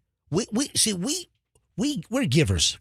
We give to you every day the best morning show entertainment in the Tampa Bay market. All these nuts are better than you think. Oh, no. Oh, come on. Andrew, good job. Andrew just ISO'd Roxanne. Can you run that again, please? Let me hear it again. Well, Froggy's nuts are better than you think. Oh, thanks, I'm gonna Andrew. trim that up a little bit in the front, but wow. We didn't get any of Fester eating his nuts. But We can get. go we ahead can get and it. put that on the Roxanne soundboard, would you please? I'm offended. Let's add that. It's not as clean as the other ones. All right, so folks, we're givers. We give to you every day. We're not really takers. We don't ask much. Occasionally we'll have you obviously, call in. We'll say, hey, call in, let us know what you think. But we primarily give to you. I'm just asking for a small favor, and the favor is MJ 3 a day. MJ 3 a day. Do us a favor. And we're trying to grow the MJ Morning Show audience even larger than it already is, because we do the best morning show, pound for pound, in the Tampa Bay market on any given day, any given week. Tell 3 people that might not listen to us that, hey, give the MJ Morning Show a shot. And there were a lot of people that don't know we're back. There were fans of the MJ Morning Show from our first run when we were on 93, and there are folks that still don't know we're back. So asking for just a small favor from you, the MJ Morning Show listener, whether it's a coworker, whether it's a neighbor, a friend, somebody you run into, just do us a favor and just kind of say, hey, do you listen to the MJ Morning Show? If they say yes, then, hey, beautiful, thumbs up. But if they say no, then say, hey, give it a shot. So we're just asking you to just tell 3 people, MJ 3 a day. Tell 3 people, hey, listen to the MJ Morning Show. It's on 104.7 FM. It's Q105, 104.7 FM. Simple as that. Thanks. There is a story floating around about this blonde who's 19 years old, who's very attractive, has over 100,000 followers on social media. Her name is Mila Sophia, and right now, it's like one of the hottest things on social media. I'm sure the numbers have grown, and I'm sure it's well over 100,000 now. But as of the story that I saw, so this Mila Sophia is one of these, silly influencers online, and she has a bunch of pictures in bikinis, and she is attractive, has a great body. It's one issue. What? There's no real Mila Sophia. It's an AI-generated entity that looks real. And hot. Well, Roxanne said it. I mean, she's beautiful, and she's a robot. Fester, you got it. Well, no, she's not a robot. She's just computer generated. I am a robot. No, it's just computer generated through artificial intelligence. So you got to bring this up. All right, Fester, click on the Daily Mail story. Go to the right, and look at this. And wow, I mean, very attractive young woman, but she is fake. There is no Mila Sophia, and people didn't know this. It's all AI generated. Yeah, so it's an account. Froggy, grab your microphone when you comment. Come on. No, I don't really understand. Talk in your microphone. I don't understand. She looks real to me. She's not. Fake. So that's like a Photoshop, basically. Yeah, exactly. No, it's not a Photoshop. No. It's just created. I don't understand. It's not a Photoshop. The computer just creates so a that's person's kind face. of like what Photoshop kind of like creates images. No. Photoshop is changing an image that already exists. Photoshop, exactly. That I was just about to explain that. I don't understand So AI. Photoshop is if I took your picture now and I got rid of all your crow's feet, all of your rings. No, I'm kidding. Look at her face. I'm joking. Why don't you come over here and lick my crow's feet? First of all, you know what? I can say that because you won't find any to lick. 'Cause I get a lot of Botox. Okay. I'm kidding. You look, quite a Roxanne. You look stunning, and you're not AI. Okay, Well- and I mean that. I'm not just saying it. All right, but this thing is totally fake. It's a completely computer-generated image. The person doesn't exist. So it's not like the person exists and you Photoshop and make her look better and you thin them out and you make the thighs thinner and the waist. No, This individual does not exist in any shape or form and is completely computer generated.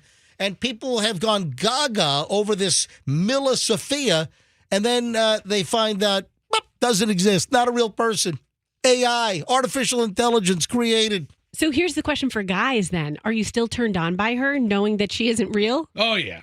I got no issues with that. I would say absolutely not. Oh, no. You never know. You want to know that it's a real person. You want to believe that you got a shot. You want to believe that the person exists. What? I got a better shot with a computer program than I do this woman. Yeah, Fester's just waiting for. Fester's just waiting for the AI. No, I don't know. What? Where are you going? What? You know what I'm saying. It's going to change. It's going to change and close industries. Yeah. So, did you get this up on the website, Andrew? Do you have it? All right. You got to see this. We'll make it very easy for you. We've posted a link to the story so you can see this completely invented fake person that was created by AI, and it's on our website. If you go to mjmorningshow.com, stories mentioned.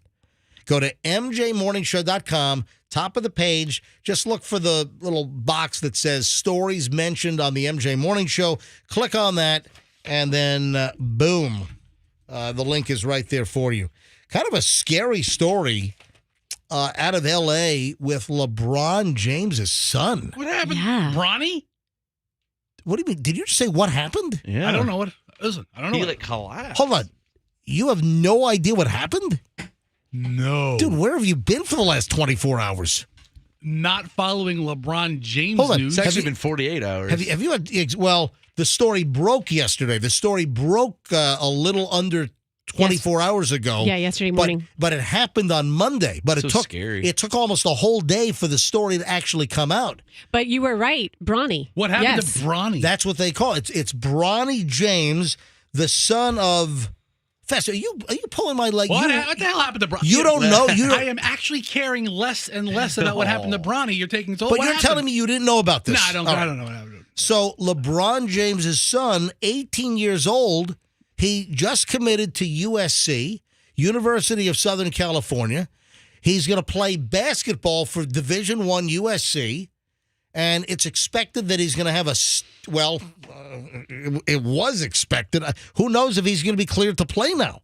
So this is going to be scary crap. LeBron James' son goes into cardiac arrest during a practice at USC, and he was unconscious.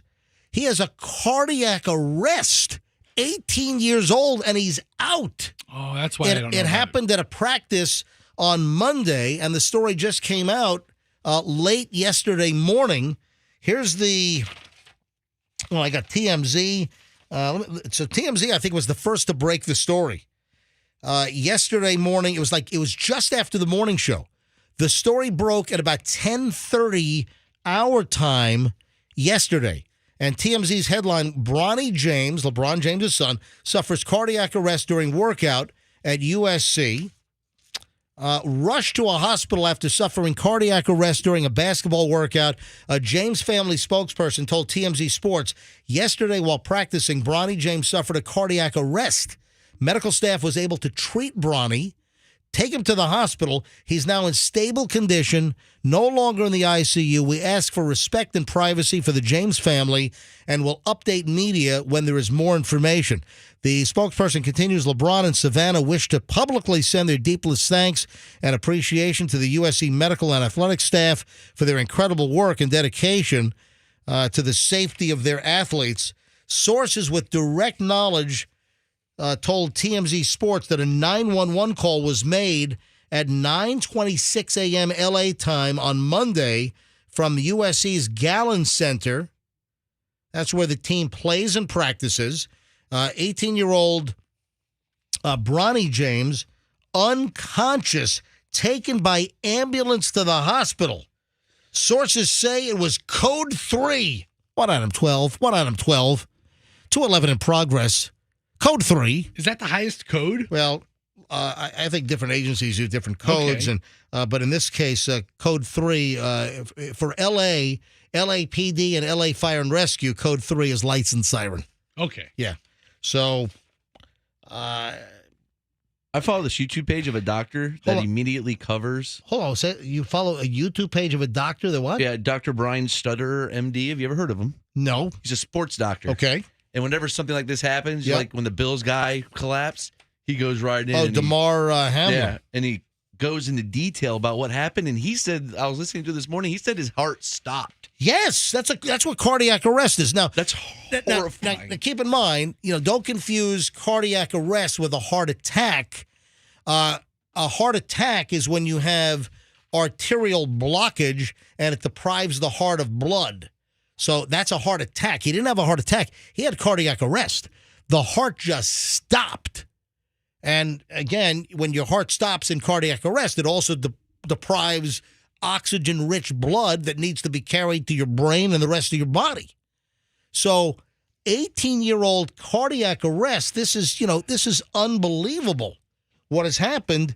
But the question now is, he was just highly anticipated, pegged to be a major basketball star for USC. Yeah, for sure. what are they? The Trojans. The Trojans, Yeah. So is this going to affect, will he ever be cleared to play college basketball at USC? And then it also is expected that he would go on to have a remarkable NBA career. And Daddy has even said he wants to stay in the league as long as he can so he can play alongside his son. Yeah. But at this point, will he ever, can you imagine the nightmare? You're LeBron James' son, 18 cardiac arrest, and now, there's doubt whether you're ever going to play D1 basketball and then maybe go to the NBA? Listen, now, DeMar Hamlin came back, so... DeMar Hamlin's going to play again. Right, yeah, so that's what I'm saying, is that he recovered. He's been cleared to play. It's a remarkable story. Hopefully, it'll be the same for LeBron James' kid, Bronny, but you don't know.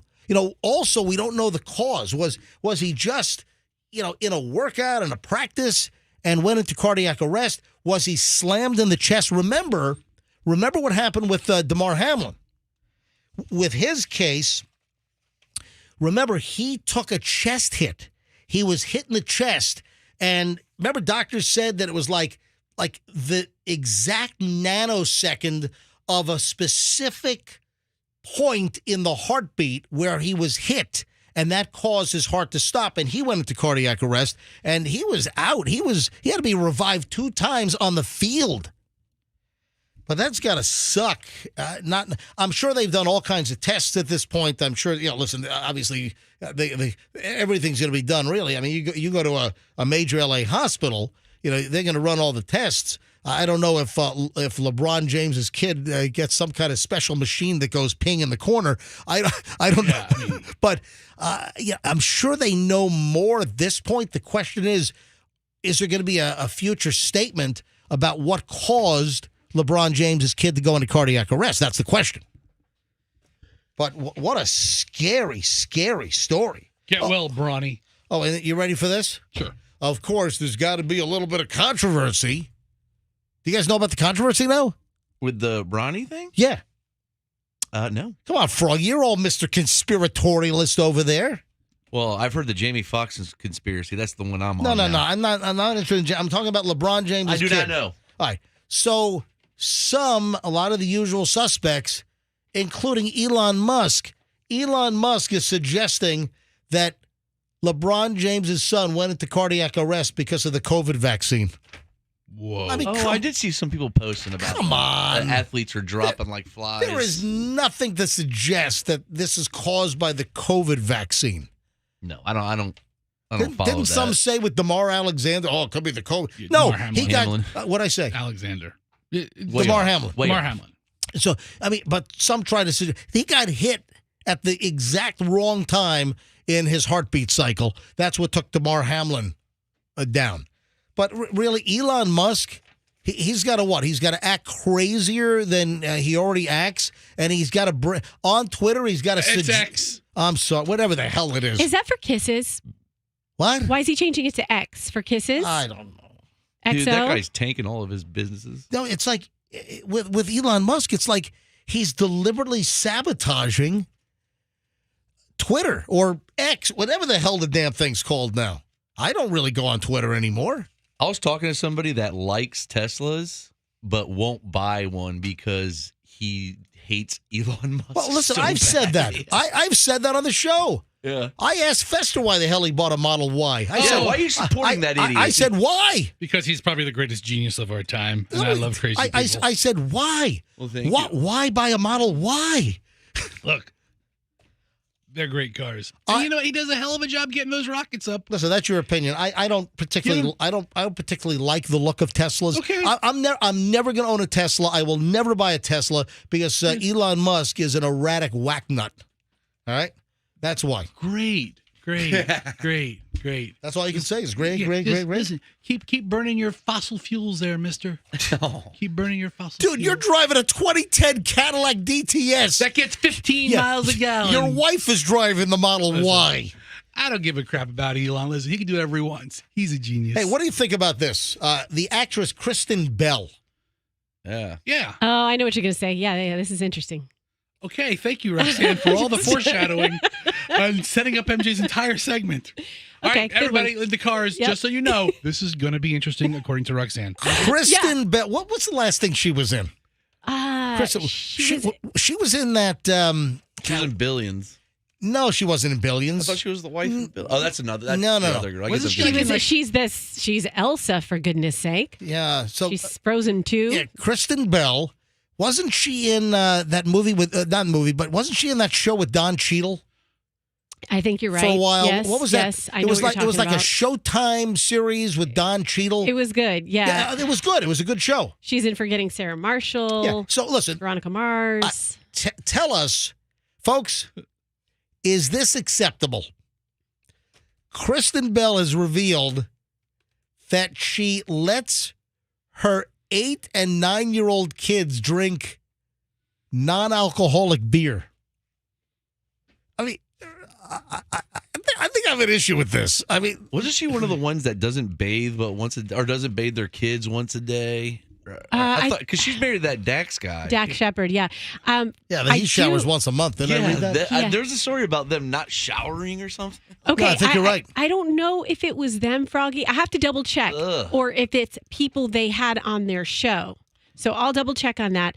But in the meantime, I think it was Dax who said, yes, we let our kids drink beer. But you know, Dax, or the non-alcoholic, but Dax is a recovering alcoholic, and Dax himself does not drink beer. Why would you prime your kids at 8 and 9 years old to even understand what beer tastes like? Why would you prime that pump? That doesn't. So she's on the Kelly Clarkson show. Right. That's how they should do that show. They should have that. This was on Monday, and Kristen Bell reveals that her daughters, Delta, who is 8, and Southwest, who is no, I'm kidding. I was going to say United.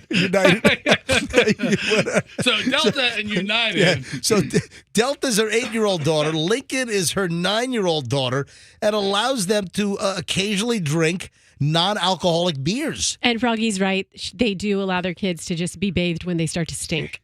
Oh man, they're horrible parents. Ugh. What if I told you the only thing I know Kristen Bell from is those like Enterprise commercials? So she said that she knows that it sounds insane to allow her 8 and 9-year-old kids to drink non-alcoholic beer, but she said that the girls' quote affinity for the non-alcoholic beers began when they were younger and would accompany her and her husband Dax Shepard on walks around the neighborhood.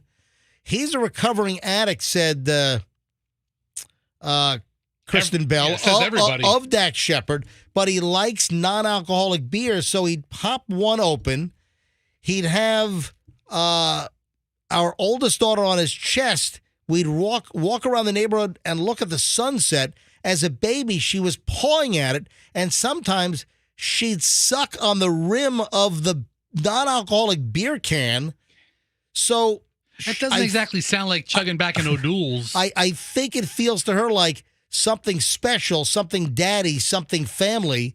She clarified that all the beers that her husband consumed had absolutely no alcohol, but said that it does get a little awkward in restaurants. We've been at restaurants where she said, do you have any non-alcoholic beer?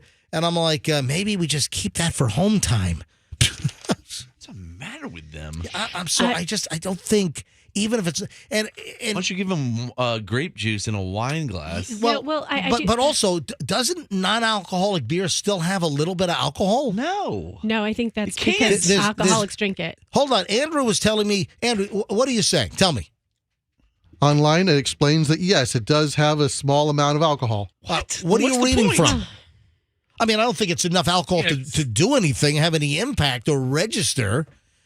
As far as the BAC goes, the blood alcohol content. All right, so what are you reading from? The U.S. Food and Drug Administration allows they do? non-alcoholic beer to legally contain up to 0.5% of alcohol. What about, where does it rank next to kombucha? You ever drink that? That has a little bit of alcohol in No. it. Okay, so I'm reading a story right now for what it's worth. It's on Time Magazine. This is a good source. Kids who get wine with meals, real wine, not non-alcoholic wine, are less likely to binge as adults than their neighbors who don't drink with the family. It's a real big thing in Italy and France and Spain and Europe. I was just about to say that. Yeah. Some of the European countries, family dinner time, it is not uncommon for them to allow their kids to drink wine Take a sip. at a very young age, like, 7, 8, 9, 10 years old. I mean, I know that it happens in Italy. I know it happens in France. Crazy Italians. We ought to take a look at the alcoholic rates for like France and Italy versus the United States. Well, that's what this article is about. They're less in those places than they are in the United States. But do you have rates? Is there any alcoholism rates? We'll get the MJ Morning Show I-team on it stat. Okay, hold on. Alcoholics. Okay. Hey, I don't know if we need alcoholic America. rates from European countries. All right, Sardo's in the house. Hey, all right, yeah, Sardo. We'll talk to Sardo in a few minutes. So looking forward. I'm looking at the Sardo's delicious pizza boxes. Smells good. Can't in wait. Here. Yeah, sure it does. Can't wait for no intermittent fasting over here this morning on the MJ Morning Show. Hey, Roxanne, you have said, if I'm not mistaken, speaking of children, you have said that your older daughter, who is, 6? She's 6, yeah. And her name is Evelyn Jade. Evelyn Jade is 6 years old. And you have said that she has an affliction. I have said this before. We work on it every day of our lives. And actually, I had an interaction last night. She did quite well. Yes. All right, now, are we on the same page? I'm sure we are. All right, so Roxanne has said that her 6-year-old daughter has this affliction. She has this condition. What? Hold on. You got web toes or something? She's got 4 spleens. No, here's the deal. Roxanne, let's see if we're on the same page, because I did not review this with you. I can already tell you it's an acronym. I think you're right. So what does your 6-year-old daughter have? She has RBF. RBF stands for? Resting bitch face. Oh, that kid does. Fester's experienced it. Yeah. She'll stare you down. I mean, the stink faces she was giving Fester. Roxanne told us a while back that her oldest daughter has RBF, resting bitch face. And Roxanne, you as a female, describe what you believe RBF or resting bitch face is. It's when you're, grown-ups have it as well. When you meet someone and you kind of just look them up and down, or your what is it? Countenance, is that the word? It's always in a position of very bitchy looking. Yeah, again, you don't regress to smiling. The face has just kind of a stoic. It's a kind of a. It just looks like the person's kind of bitchy. There's a slight snarl, like a slight snooty patootie snarl as well. RBF. Well, listen to this. Do you know that there are surgeries to correct RBF? Really? Yeah. There's a person by the name of Irina Prosmushkin. Ooh. Irina Prosmushkin. And she is a 48-year-old pharmacist from Philadelphia who has just undergone surgery. To change her bitchy appearance? Yeah. A Manhattan-based facial plastic surgeon by the name of Dr. Andrew Giacono performed a lip lift on Prosmushkin in January, curing her of so-called resting bitch face. Okay, I got to tell you something about Dr. Giacono just while we're on the topic. Oh, you know Dr. Giacono? He's like the hottest facelift doctor in the world. Hold on. How do you know about Dr.? Because- have you got a consultation? No, but someday. Someday you're going to see Dr. Giacono? So anyways, he is so hot. I bet you, MJ, if you went on your Instagram right now and you looked at your followers and you went to Dr. Giacono, you would see like a good percentage of your followers follow him because people fly from Tampa. They fly from all over to go get facelifts from him. And guess what the going rate is for a facelift by Dr. Giacono is? I see in the story that a lip lift costs between $3,000 and $12,000. That's nothing. If you want a facelift by him, $50,000? $90,000? Yes.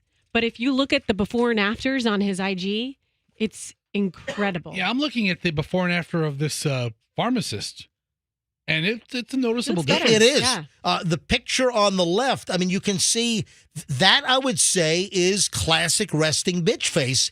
And then I'm looking at the picture on the right after her lip lift, and it looks like she's a happier, friendlier, more amicable individual. They call it a pleasant resting look, as opposed to Resting bitch face. Mm-hmm. And I think, as we get older, too, I think we get more bitchy-faced resting looks because your mouth kind of pulls down a little bit, Yeah, so right? you got RBF. Are there any increased levels? I can't. What? I can't say it. I can't What? tell it.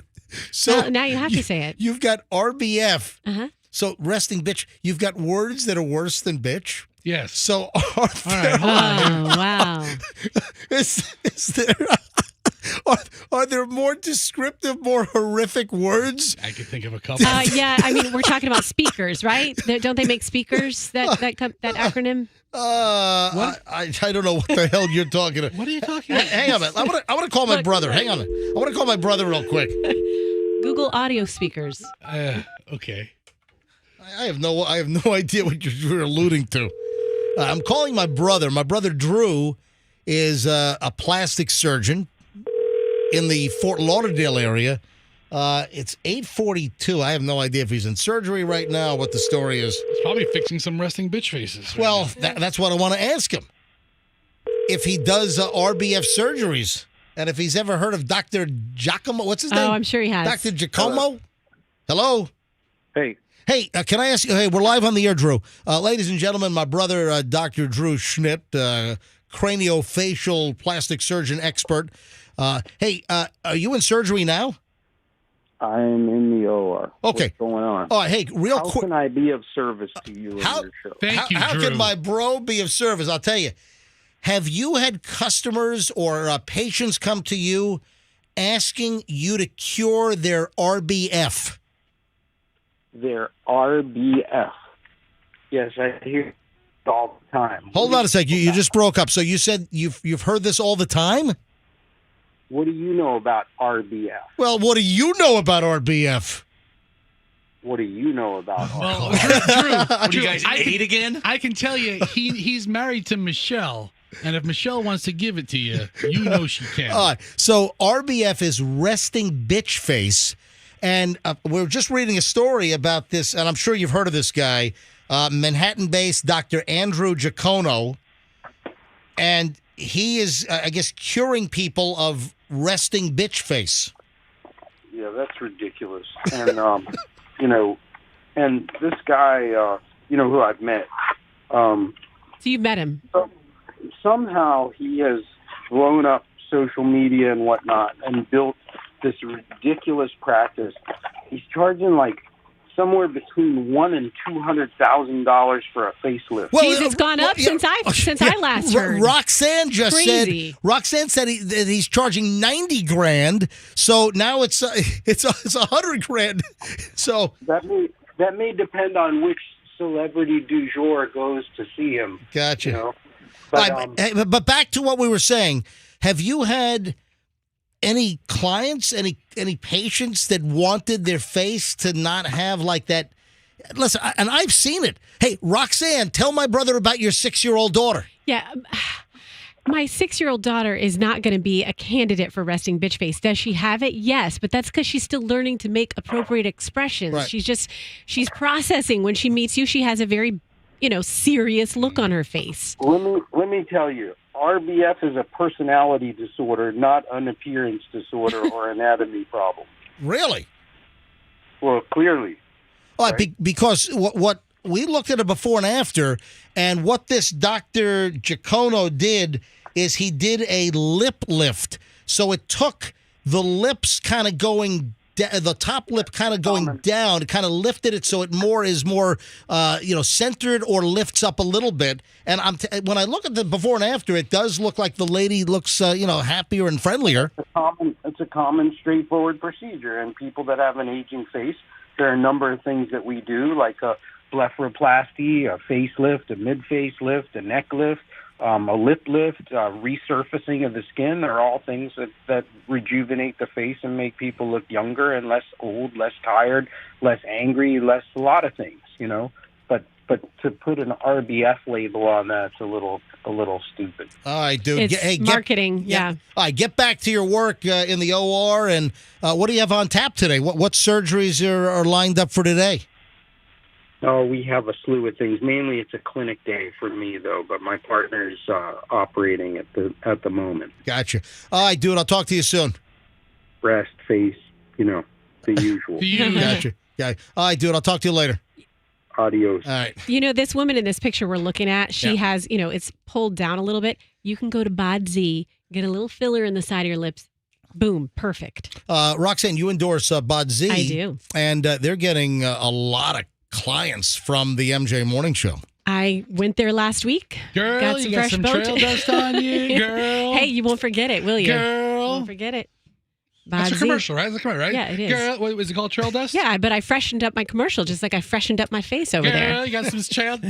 You turn your trail dust into stardust, girl. You're looking tired, girl. Hey, Roxanne Wilder, girl. You're looking tired. Oh my God, stop. Fester. That's exactly how the commercial. It's a great commercial. Fester. Girl. Stop. All right. When we get back, there is an extremely famous person. One of the most famous people on the planet has a dog that has attacked 10 people, at least. And what are you laughing at? I know who Because we know. I know who this very famous person around the world is. There is a very famous person, and their German Shepherd has attacked 10 people.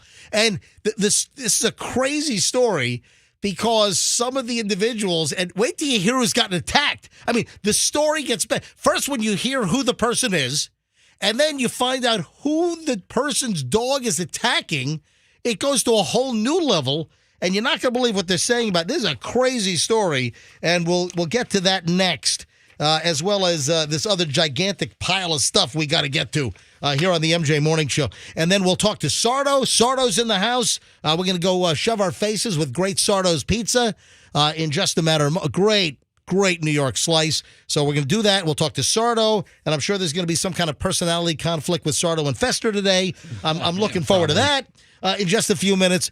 And then the big song title for the MJ Cash Stash is coming up.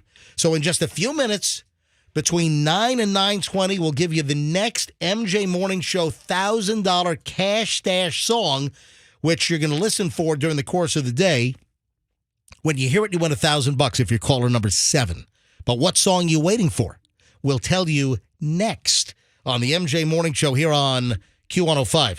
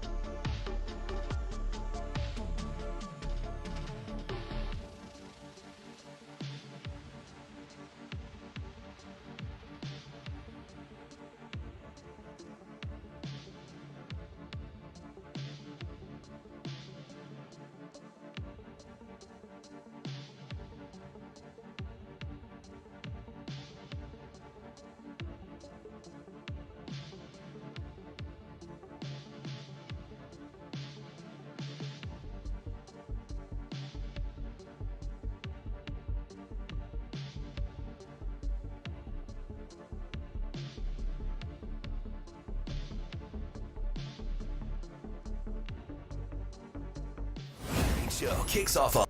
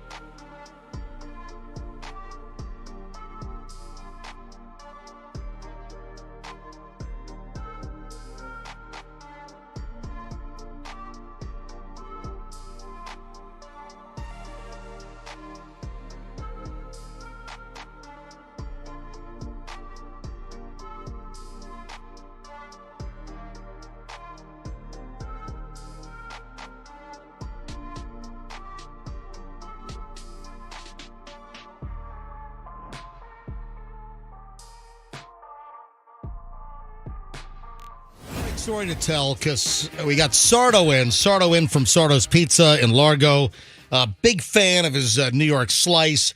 And, man, the people that go to Sardo's because of the MJ Morning Show and the fact that I raved about the place after I finally tried it. You know, listen, geographically for me, you know, I live in South Tampa, so I don't get, that far down Ulmerton Road in Largo that often. But when I was nearby, I don't know, 6-8 months ago, I was like, you know what? I'm near this Sardo's place that people keep telling me to try. And I stopped in. I'm like, dude, great slice. Good New York slice. You're not going to believe it. We'll talk to Sardo in a minute. So, Sardo, get in position. So we'll talk to Sardo in a minute. You're not going to believe who just out of nowhere popped into his pizza shop. You're not going to believe who went to Super Sardo's yesterday. Out of nowhere just shows up. It's really kind of cool. Okay. Yeah, and there's a little bit of an Italian, well, not a little bit, there's a total Italian theme on who showed up.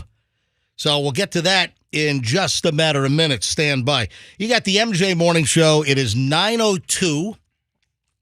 So we're in the time frame at any point between 9 and 9:20. So right now in this window, before we go to our next break, I'm going to give you the next MJ Morning Show Cash Stash Song of the Day, and you're shot to win $1,000. So we'll tell you the song title, then you listen to Q105 during the workday. When you hear the song play, just be the seventh caller, and you win $1,000. Simple as that. And keep in mind, we only give you the title that you're listening for. We only give it out between 9 and 9:20. It does not repeat during the course of the day. All right, back over to my teaser. And, Froggy, do you know who it is? I do not. All right, because, Fester, you know who it is, right? Yeah. You know the story. I saw it late last night, and I was like, get out of here. Yeah. And, Roxanne, you know who it is, right? I don't even know what you're talking about. The famous person with the dog. Oh, yes, of course. I'm just thinking about pizza. Are you listening to 104.7 FM over here? Come on, tune in. Tune in. Froggy, who is probably one of the most famous people on the planet in the world? And it's Gallagher. Yakov Smirnoff. He is internationally known, being of Russian descent. What are you saying? Joe Biden. Yes. Oh. Yeah. Well, listen, I just thought I'd go to the most famous. But it's the president of the United States. Whoever the president is. Whomever the president is, whether it's Trump, whether it was George W. Bush, Ronald Reagan, Bill Clinton. I mean, Rutherford B. Hayes, Chester Arthur, James K. Polk. What, they all have dogs? At the time, they were the most famous person in the world. The bottom line is the president of the United States, whomever it is, whatever party they're from, is one of the most famous people on the planet. And granted, you have some that even have more recognition because of personality. Are they the most powerful? Yeah, I mean, look how famous Carter was around the world. Well, listen, it's always been said that the president of the United States is the most powerful person on the planet. Yeah. It's always been said. So Joe Biden, the current president of the United States, man, they got a problem. What? Well, here's the deal. He is a dog. I don't know what breeder they're getting their German Shepherds from. Oh, my God, it's a German Shepherd. Cow. I have no idea, what the hell is going on. But the Bidens had a previous German Shepherd named Major. And Major bit a bunch of people. Major problem. Yeah, they had a major issue. You got a major lawsuit coming your way. You got a major liability problem. So they gave their first German Shepherd to a friend. They gave it away because the first one, Major, was biting people. The new German Shepherd, named Commander, has attacked 10 Secret Service agents at the White House. Holy cow. He's a serial attacker. It is insane. And he's going after Secret Service agents. Well, listen to this. Yeah, you're getting too close to his guy. He's a protective dog. There is an organization called Judicial Watch, and yeah, they're kind of famous for being like a government watchdog. They'll file suit under like the Freedom of Information Act. So they'll get government documents that maybe the government's not forthcoming with. It doesn't matter the administration, but the Freedom of Information Act allows us to get documents, make a request, and to get documents that otherwise maybe the government is not too keen on having released. So Judicial Watch announced yesterday that it got 194 pages of records from the U.S. Department of Homeland Security revealing 10 attacks by President Joe Biden's German Shepherd commander on officers and agents of the U.S. Secret Service between October of last year and January of this year. So October, November, December, January, 4 freaking months, 10 attacks. That's like one every week and a half. That's a lot of bites. Maybe the Secret Service agents are popping out of secret doors. No, they're standing there. Listen to this. Maybe they smell like sausages. In one of the emails from a Secret Service agent, they're saying if it wasn't their dog, he would have already been put down. That's right. Yeah, you can't. Some of this is crazy. Is it inbred or something? I'm looking at the records that were released. So Judicial Watch forced the release of the records through the Freedom of Information Act, a FOIA. You'll see FOIA, Freedom of Information Act lawsuit filed after the Secret Service, a component of the Homeland Security, failed to respond to a December 22 request for records related to incidents of aggression and bites involving the Biden family dog. Listen, this is not political. We don't do politics on the show. If this were Trump's dog, or if this were George W. Bush's dog or Clinton's dog, I don't care. Democrat, Republican, doesn't matter to me. If you got a vicious dog that's attacking Secret Service agents, that's big news. Didn't W have a couple Irish setters? That's no. Or somebody had the no. Obama had Portuguese water dogs or something. I remember first George Bush had a dog named Millie that wrote a book. Yeah, I remember. That's the most famous one. I think was Billy. But Millie. You read these stories here. Acquired in December 21, Commander, a purebred German Shepherd, replaced another German Shepherd, Major, who was reportedly given to family friends following a series of attacks on Secret Service agents. Where are they getting these dogs? So doesn't a German Shepherd sound like a really big dog for an older guy? That's the dogs that I've been attacked, and they don't mess around. No, they don't. So they will latch you, man. The first listen, they're trained like the military uses, German Shepherds, or also Belgian Malinois, or another a dog that they use. But you go back to October. I'm looking here, November 3rd, a Secret Service official sent an email to colleagues in the Presidential Protective Division. Commander bit Uniform Division officer, redacted, at post, redacted 2 times, 1 time on the upper right arm, a second bite on the officer's thigh. White House Medical treated the officer and made the decision to have redacted the officer's name, transported to redacted hospital. An email later that day from a captain of the Uniform Division of the Secret Service, whose name is redacted, states that he was advised that the dog was up to date on all vaccines. So we've got October. Then November. November 4th report adds details regarding the previous day's attack on November 3rd. Then listen to this. In a November 5th email, this is an exchange between a Uniform Division officer and the November 3rd attack victim. The first officer asks, "Doing all right?" Redacted. "That's freaking crazy. That stupid dog." That's right. Yeah. Rolling my eyes, redacted. The victim replies, "My leg and arm still hurts. He bit me twice and ran at me twice." The colleague replies, "What a joke. If it wasn't their dog, he would already have been put down. Freaking clown needs a muzzle." This is in like a Secret Service email.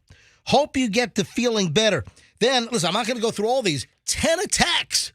And then there's one incident where a Secret Service is at the bottom of like the resident stairway in the White House, and the dog starts like coming down the stairs like and the Secret Service agent grabs the chair that they're sitting on and puts it in front of him like some kind of a fighting tool. It's like he's holding him back. Trying to get the dog away, like putting the chair up to try. I mean, it's truly, it's unbelievable. And the dog has bitten 10 Secret Service officers. It's the worst dog ever. At the White House. You know what? They need to have a new rule. They need Cesar Millan. They need to have bunnies. Remember Pence? He had a bunny. Marlon Bundo. He wrote on the yes. What? He did. What are you talking about Mike Pence? Hold on. Yeah, Mike Pence. Are you talking about Vice President Mike Pence? Yeah, in the Trump administration? Yeah. Marlon Bundo wrote on Air Force 2. He has an Instagram account. He wrote a book. Stop. Marlon You're Bundo. telling me that Mike Pence had a bunny? Yes, a very popular bunny that went to events, went to parades, wrote a book. I mean, the bunny didn't write the book, but the book is about. You're telling me Mike Pence, his pet was a bunny? Yeah, I have his bunny book. That's how I know. Weirdo. Was it his wife's rabbit or his rabbit? It's his rabbit, as much as his wife's. Go Google Marlon Bundo. I'll take your word on vice presidential pets. Marlon Bundo? It's his bunny. You thought that being vice president was a forgettable position. For vice president's pet, it's even less. Botus. You know who had it right? Was Clinton. Because he had Socks the cat. Oh, that's right. Oh, Socks. that's right. Yeah, which is very appropriate for That's Clinton. right. That's all he ever wore. But, I mean, that's insane. And Biden's White House press secretary, during the briefing yesterday, said that the dog has bit people because of the stress in the White House. Are you really? That is the excuse from Karine Jean-Pierre, the White House press secretary, that the dog has attacked 10 Secret Service agents because there's a lot of stress. Well, obviously. Don't they have people around the White House to train the dumb dog? I would think that the U.S. government has a lot of, Bring in a capability. special. The armed trainer. forces knows a thing or two about German shepherds, especially. They have whole canine units. You would think he would have the most disciplined dog to stand next to him. I don't think that he can use the government's resources to The train hell he can. Maybe he got his it- private dog. But Maybe the dog got into Hunter's stash in the library. Oh, no. German shepherd sniffed out this bag of cocaine in the visitor center. dog.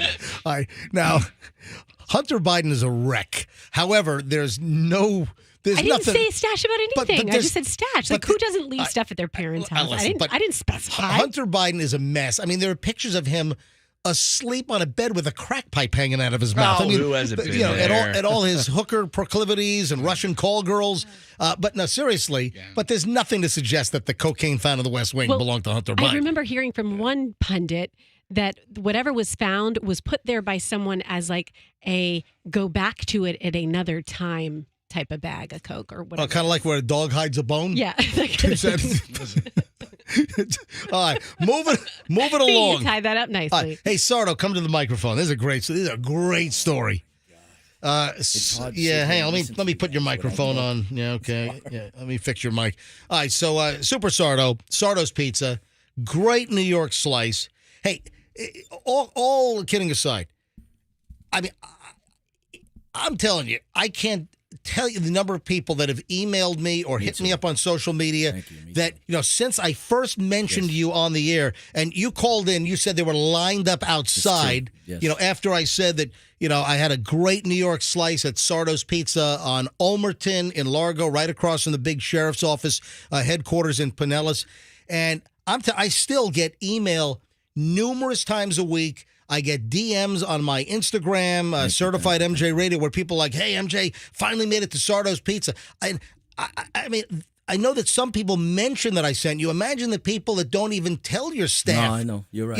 So It's true. Would you It's say all true. hundreds of people? No. Say, this has been going on for months and months and months. I would say at least a dozen people a week, say it to me. Wow. Like you said, I don't know. It's been, I'm not, believe me, I don't, if anybody knows me, I don't blow smoke. So this is the truth. I mean, and the best part about the people that you've been sending is when you always talk about when you advertise for some of these places and you say it doesn't matter how far they are. Yep. If it's something good, you need to go to Right. it. I swear that coming from Wesley Chapel, Sarasota, I mean, everywhere, just because you told them to try it. So it's the truth. It's not. It's the truth. They're making it a pizza event. I'm being serious. It really is. I always turn to my daughter Stella and my son Santo and I go, I can't believe this. This is. I mean, these people coming far. It just goes to show. When I hear from some of my clients, some of the places that I endorse, I hear I hear all the time. It's true. The places that I endorse when I do the live commercials. I mean, the phones blow off the hook. I mean, the response that places get from my live endorsement commercials, it's enormous. 100% agree. So this is amazing. So yesterday, It's crazy. Who walks into your place? So yesterday, this is what, in the afternoon? Or No, it was early. It was like 10:30 in the morning, you know. And Also before lunch. No, before anything. Okay. We were still prepping. Right. And, you know, the hardest people for me to serve is my own kind. So when I see an Italian New Yorker walk in, I just 9 out of 10 times I take off my apron and say, here, you do it, because you obviously know better than me. So this Italian New Yorker walks in. So two of them. So I'm only going to talk about one because people will know who it is. So the guy who walks in, his real name is Joseph Ganascoli. Yes. John Gotti Jr.? No. So Joseph, or who's the one that Can't make jokes about that. Who's the one in New York that faked crazy and walked around in a bathrobe? Was that Vinny? Was that Galente. Was that Vinny the Chin? Who Yeah, it was the Chin. No, you're right. I thought it was Gambino. No, it was a Chin. He wore a bathrobe. Right. He walked around. Yeah. I'm crazy. Right. Hey, Roxanne, look that up. Who is It is. It's Vinny the Chin. Vinny the Chin Gigante? I believe Sardo better than Google. All right. So yesterday, 10:30 in the morning, in 10:30. Largo at Super Sardo's That's Pizza, the weirdest part. in walks in Joseph Ganascoli, better known as Vito from The Sopranos. Hey. No way. The Johnny Cakes, remember? Yeah, Vito. Yeah. Vito, one of from Tony's clan, from Tony's crew. That's the right word. Tony's crew. So from Tony Soprano's crew, Vito walks in, and remember the whole storyline with Vito: wife, kids. And Did he order the Johnny Yeah, cakes? wait. It gets really Did he order bad. the sausage, if you know what I mean? You got to let him see the videos. Oh, my God. He made me take videos. But anyway, he came up and he was asking for a Sicilian slice. And instead of saying middle, he said end. So since he was trying to be specific, I was getting right back at him. And I didn't recognize him. Right. You know, so I didn't know who it was. And it's like you said, 10:30 in the morning. I was like, why? You got to bust my chops at 10:30 in the morning. So finally, we're going back and forth, and he looks at me. I'm not going to say it on here. He looks at me. He goes, all this Italian stuff, Soprano stuff, and you don't know who I am? I said, what? I don't know who you are. He goes, maybe if I touch you down there, it'll bring you some memories back. And I said, what? And then I realized. So Vito, he got hot and heavy for the Johnny Cakes guy. And it turned out that Vito from The Sopranos was gay. And they whacked him. Yeah. Remember? So did more than whack him. So Vito from The Sopranos walks in to Super Sardo's Pizza in Largo. Yeah. Why was he in town? Do you know? Yeah, he was. He's a master chef, and he does private dinners for people. Really? He said, he does. So, He goes, I'm reading an article right now from Food and Wine magazine that this actor will come to your house and he will cook dinner for you and answer all your Soprano questions. This is from Food and Wine. yes, yeah. Well, from 2019, Sopranos actor Joseph Ganascoli will cook you dinner and answer all your Vito Spatafore questions. He's funny. He's funny. A really good guy. He had a bunch of stuff. He did a bunch of videos. He was hanging out with a bunch of people. All of a sudden, the store started filling up, and nobody believed it was really him. Yeah, right. It turns into Satrials all of a sudden. Well, so suddenly, someone's getting whacked in the cooler in the back. Yeah, Did everyone survive yesterday at your place? Everyone survived. Nobody got whacked? I got nervous because some lady said that she wanted to take a picture with him. So I went over and asked him. Right. And instead of her taking a picture, she brought her 4 kids. And he looked at her and he goes, These kids know about The Sopranos? Did they know my part? You want to take a picture with me? And I can't say some of the stuff he was saying. Well, listen, you sent me the videos. Yeah, I sent you the videos.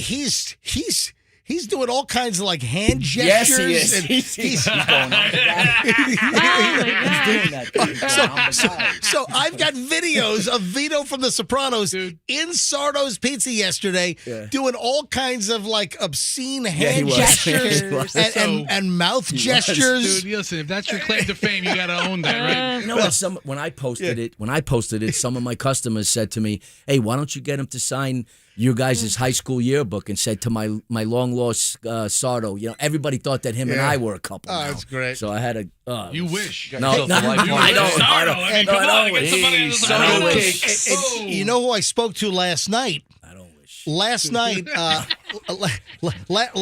I spoke to Dennis Phillips from ABC Action News. Oh. Dennis Phillips, the chief meteorologist at Channel 28, and I called him in between shows, and he is currently binge watching The Sopranos. He'd never seen it. What? Dennis Phillips from ABC Action News, meteorologist. He's never seen The Sopranos. Yeah, but he's seen every episode of Storm Chasers. He's on. Yeah, really. He's on season 5 of The Sopranos right now, and so he's binge watching the thing. So I got to tell him now that Vito was in your joint yesterday. Yeah, it was funny. That's fantastic. Hey, Okay, Sardo's getting a lot of love for his pizza, of course. On the text line, also, Sardo has great social media, and Sardo's voice is perfect. He needs to do audiobooks. They what do you call it? 4 or 5 years ago, TikTok gave me 2 checks, $5,000 each, to do a couple of commercials. Are you serious? Nice. Yeah, I did it. I did it for them. I had fun doing that. They're trying to I like it better over here. I got to answer a couple things first. For your daughter, I'm glad she had that face. You don't want nobody near your 6-year-old daughter. Right. And It for keeps everybody people else away. about the wine in Italy, I don't know about you. Yeah. Are you? I mean, you're Italian, no? Yes or no? A half We had Italian, wine a at the quarter. house. Listen. My family stuffed cigarettes and alcohol down me when I was 8 years old, and I never smoked and drank again. Yeah. That was Because we all want what we can't have. Right. I heard that method. My All right. mother got busted smoking. Her mother made her smoke the whole pack. She never That's touched it exactly. again. Yeah. That's what I'm exactly right. talking Yeah, right. about. Hey, guys, listen. I just want to have fun. I'm running a little late. I apologize. I lost track of time with the whole Vito story. But, folks, that is the MJ $1,000 cash stash song. That was Cyndi Lauper and Girls Just Want to Have Fun. Oh, you're being called out. Everybody's on you. Really? You're late. You're late. I'm late. I'm sorry. I'm late for a very important date. All right, so I apologize. I was 2 minutes late in giving out the cash stash song. Listen, yesterday I gave it out, I think at, 9:10? Didn't I give it out? Yeah, you gave it out early yesterday, so yeah. you gave it out a minute late today. Relax, guys, people. 2 minutes late. All right, I apologize, but that's it. Today's cash stash song for $1,000 is Cyndi Lauper and Girls Just Want to Have Fun, and it's guaranteed to play during the workday before 6 p.m. today. When you hear Cyndi Lauper, Girls Just Want to Have Fun, be the 7th caller, 800-990-1047, and win $1,000 from the MJ Morning Show and Q105. Yesterday, Harriet in Tampa won. On Monday, Reagan won. Last week, we gave away $5,000. The week before, we gave away $5,000. We've got still, today, $1,000, Thursday, $1,000, Friday, $1,000, and then next week, $5,000 more dollars, all next week, Monday through Friday, with the MJ Cash Stash here on Q105, 104.7 FM. Hey, speaking of food, you're not going to believe what Cher is up to. Yeah, Cher. Really? All right. Also, Fester, there might be a Halloween candy price spike. So I want to I want to fill everyone in on that. Oh, also, you remember the homicidal maniac from the New England Patriots? Aaron Hernandez. Aaron Hernandez. Yeah, Aaron Did you hear the latest on the Aaron Hernandez story? He's still dead? No, I mean, yeah, what else could be? What's the latest? I mean, the story's kind of over, Hold right? on. Hey, folks. Did he hang himself in his cell or something? Do not miss the next segment. Final chunk of the MJ Morning Show is next here on Q105, so stand by. You don't want to miss it.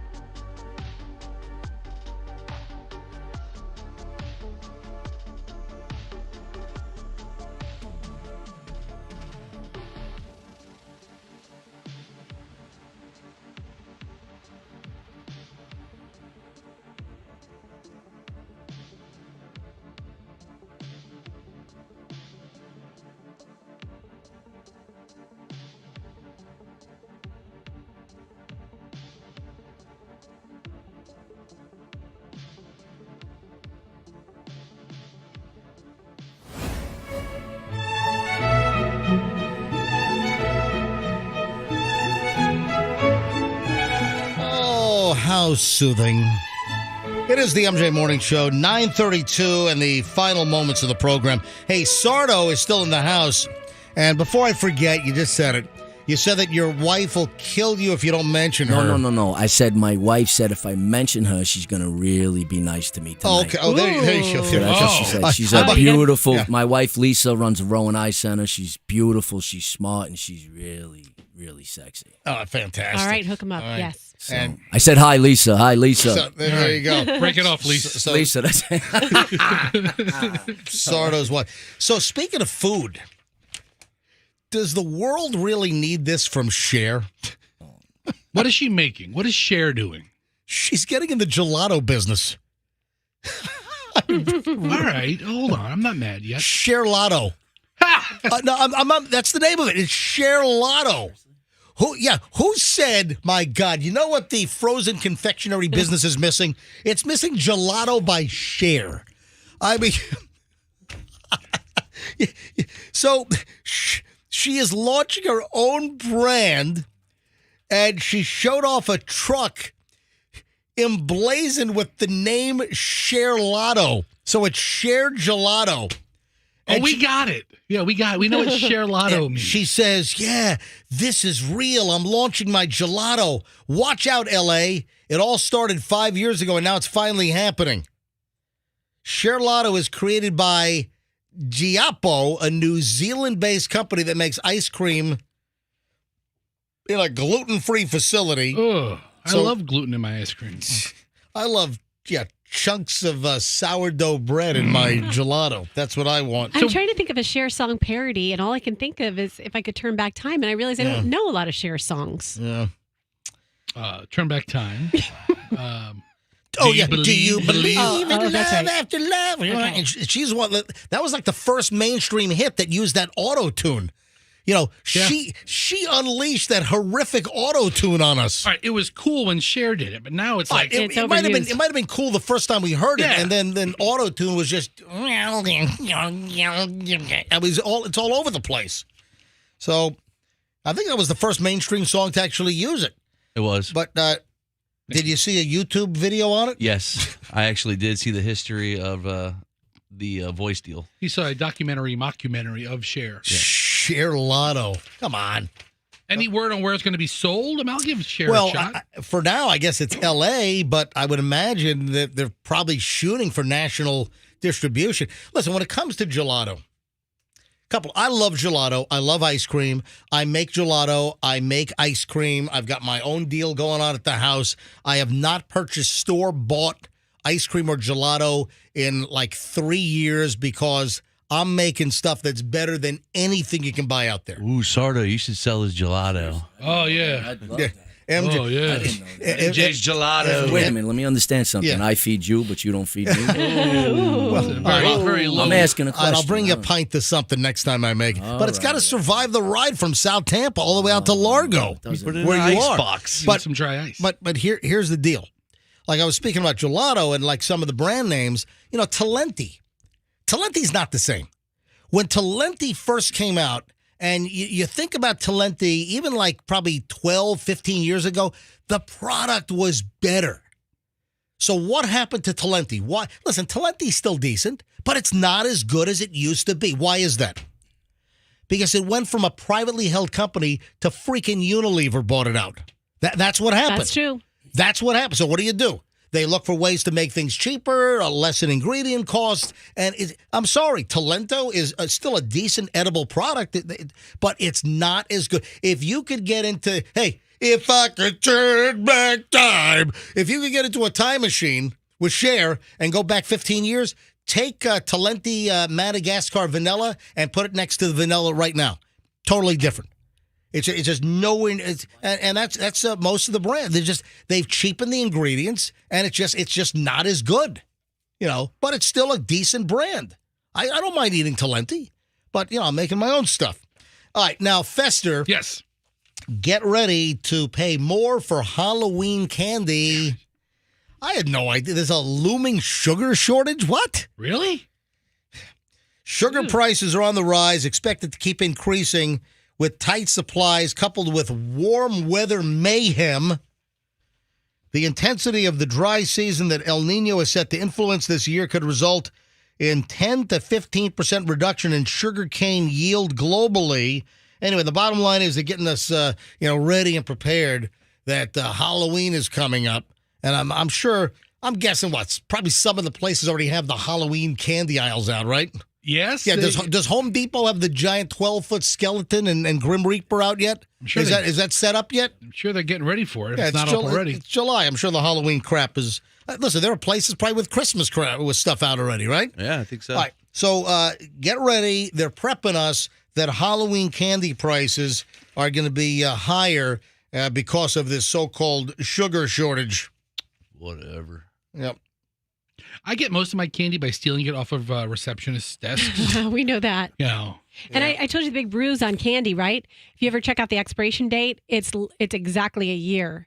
So if you go to give people candy from last year's October 31st stash, it's expired. I'll tell you right now, if you've got $100,000 or one of those little Baby Ruth fun size deals or a little Nestle Crunch bar from last year, no one can tell the difference. Yeah, you can. No, you can. can't. Yes, you can, because I got some candy at a theme park event, and I was eating a Snickers, and I was like, I'm like, this tastes weird, and it was like 2 years old. I was disgusted. I got sick and puked all over Mickey Mouse's head. No, you didn't. All right, there's new news on the Aaron Hernandez deal.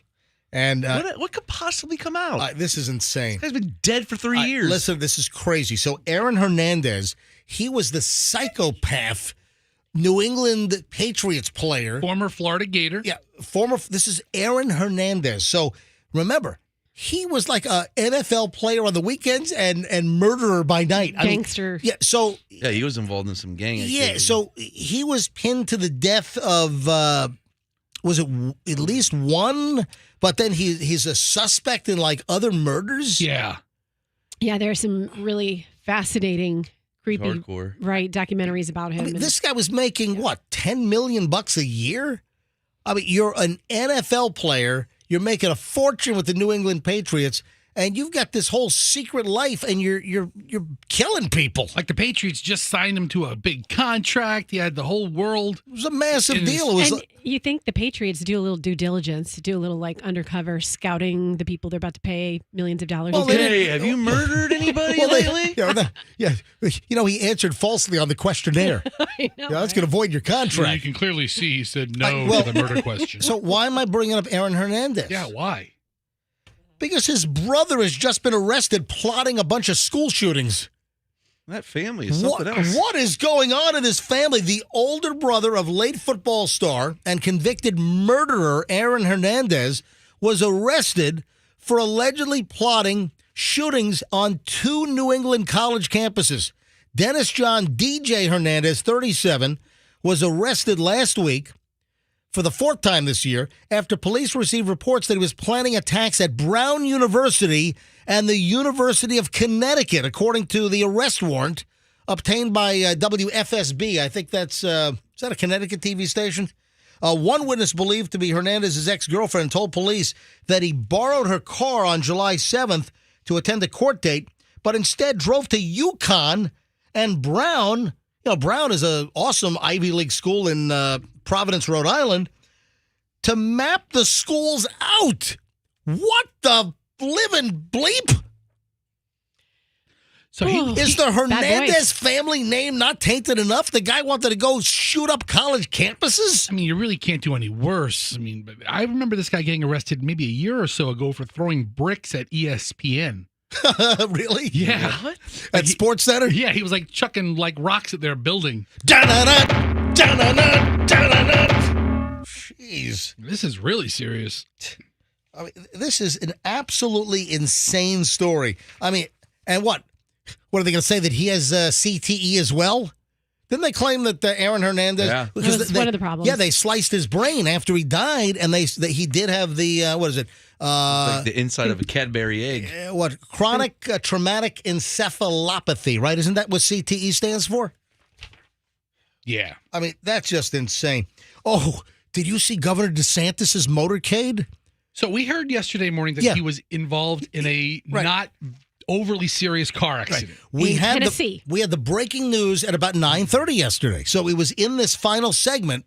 The news broke just after 9 a.m. that Ron DeSantis, the governor of Florida, was going to some campaign event, or he's going to some event in like Chattanooga, Tennessee.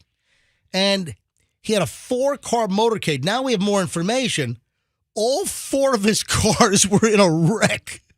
Guys, you're not doing something right. Come all on. right? So Just follow me, but don't be right behind me. all right, I'll tell you what.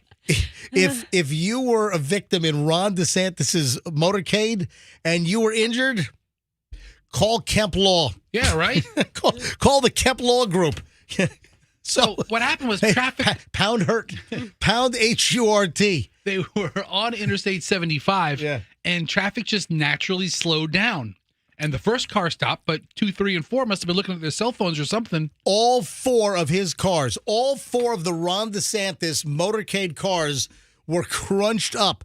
So car number 1, obviously driving too fast for conditions. Or driving appropriately and stop with traffic. No. Listen, if there is a sudden traffic jam, if you are driving at the correct speed, Car length, and you have enough space, if whatever pops up, you should be able to. If suddenly the traffic just completely jams, you should have enough space to slow down. So what happened here?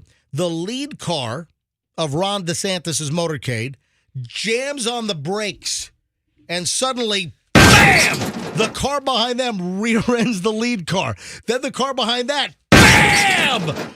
Rear ends that car. Then the car bringing up the rear, bam! Smashes the rear. Oh, what did the last car do? What? What did the last car do? I just said. Car 4 hit car 3. I thought that was 3 you did. No. Car 2 slammed into car 1. Okay. Car 3 slammed into car 2. Okay. Car 4 slammed into car 3. All right, so which car does Ronnie D ride in? We don't know. It's a secret. Yeah. I would have to guess 4. No, the you have to- caboose. No, it's Yeah, like the that- little game you play at the baseball stadium where they have the you have to guess what cup it's underneath and they switch them all around. That's what they do. Are They you switch telling them me around. that it's like a shell game? A shell game. Thank you. Thank you. Which ball? Well, which cup is the ball under? A little 3-card Monte kind of action. Yeah. Oh, a little Hey, like hope. so Ron DeSantis' campaign spokesman is Brian Griffin. And Oh my God! He's named after the dog. Holy crap! Damn it, Peter! Oh my, that's hysterical. This campaign, no freaking way. this campaign is becoming more and more laughable at every turn. All right, so Brian Griffin is DeSantis' campaign guy and made a statement, we'd like to thank the nation for all their prayers and thoughts. Yeah. I'm like, well, wait, it's a little fender bender, prayers and thoughts. I mean, DeSantis was not like shot from the Texas Book Depository.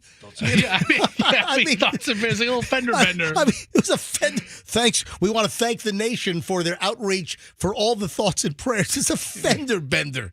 Does it rise to the level of thoughts and prayers? Can you just say your concerns? I don't think that a 4-car little fender bender. I don't. You're not I don't getting my think. prayers. It's a thank goodness you're okay. I don't care who it is. I don't care what political affiliation. I don't think that rises to thoughts and prayers. Yeah, little symbolic of the whole campaign, though, right? don't burn out thoughts and prayers. Save that for when it's really needed. Anything else before we get out of here?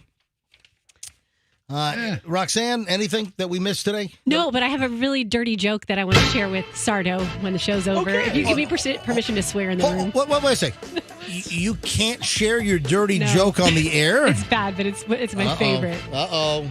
Roxanne's going to... Yeah. Can I video it and put it on my social media? I don't want to be videoed saying a cuss word like the one I'm going to say. Oh, come on. What's She the might run for word? president someday. Come on. With all the pictures I have up there. All right, we It's got to gonna work out roll. well. All right, folks, have a great day. If you need to get a hold of me, I'm MJ at MJMorningshow.com. That's MJ at MJMorningshow.com. Follow me on Instagram, Certified MJ Radio. You can also DM me, and I try to get back to everybody if I can, but I certainly read and see everything. All right, folks, have a great day. Don't forget, $1,000 is on the way with the MJ Cash Stash. We told you the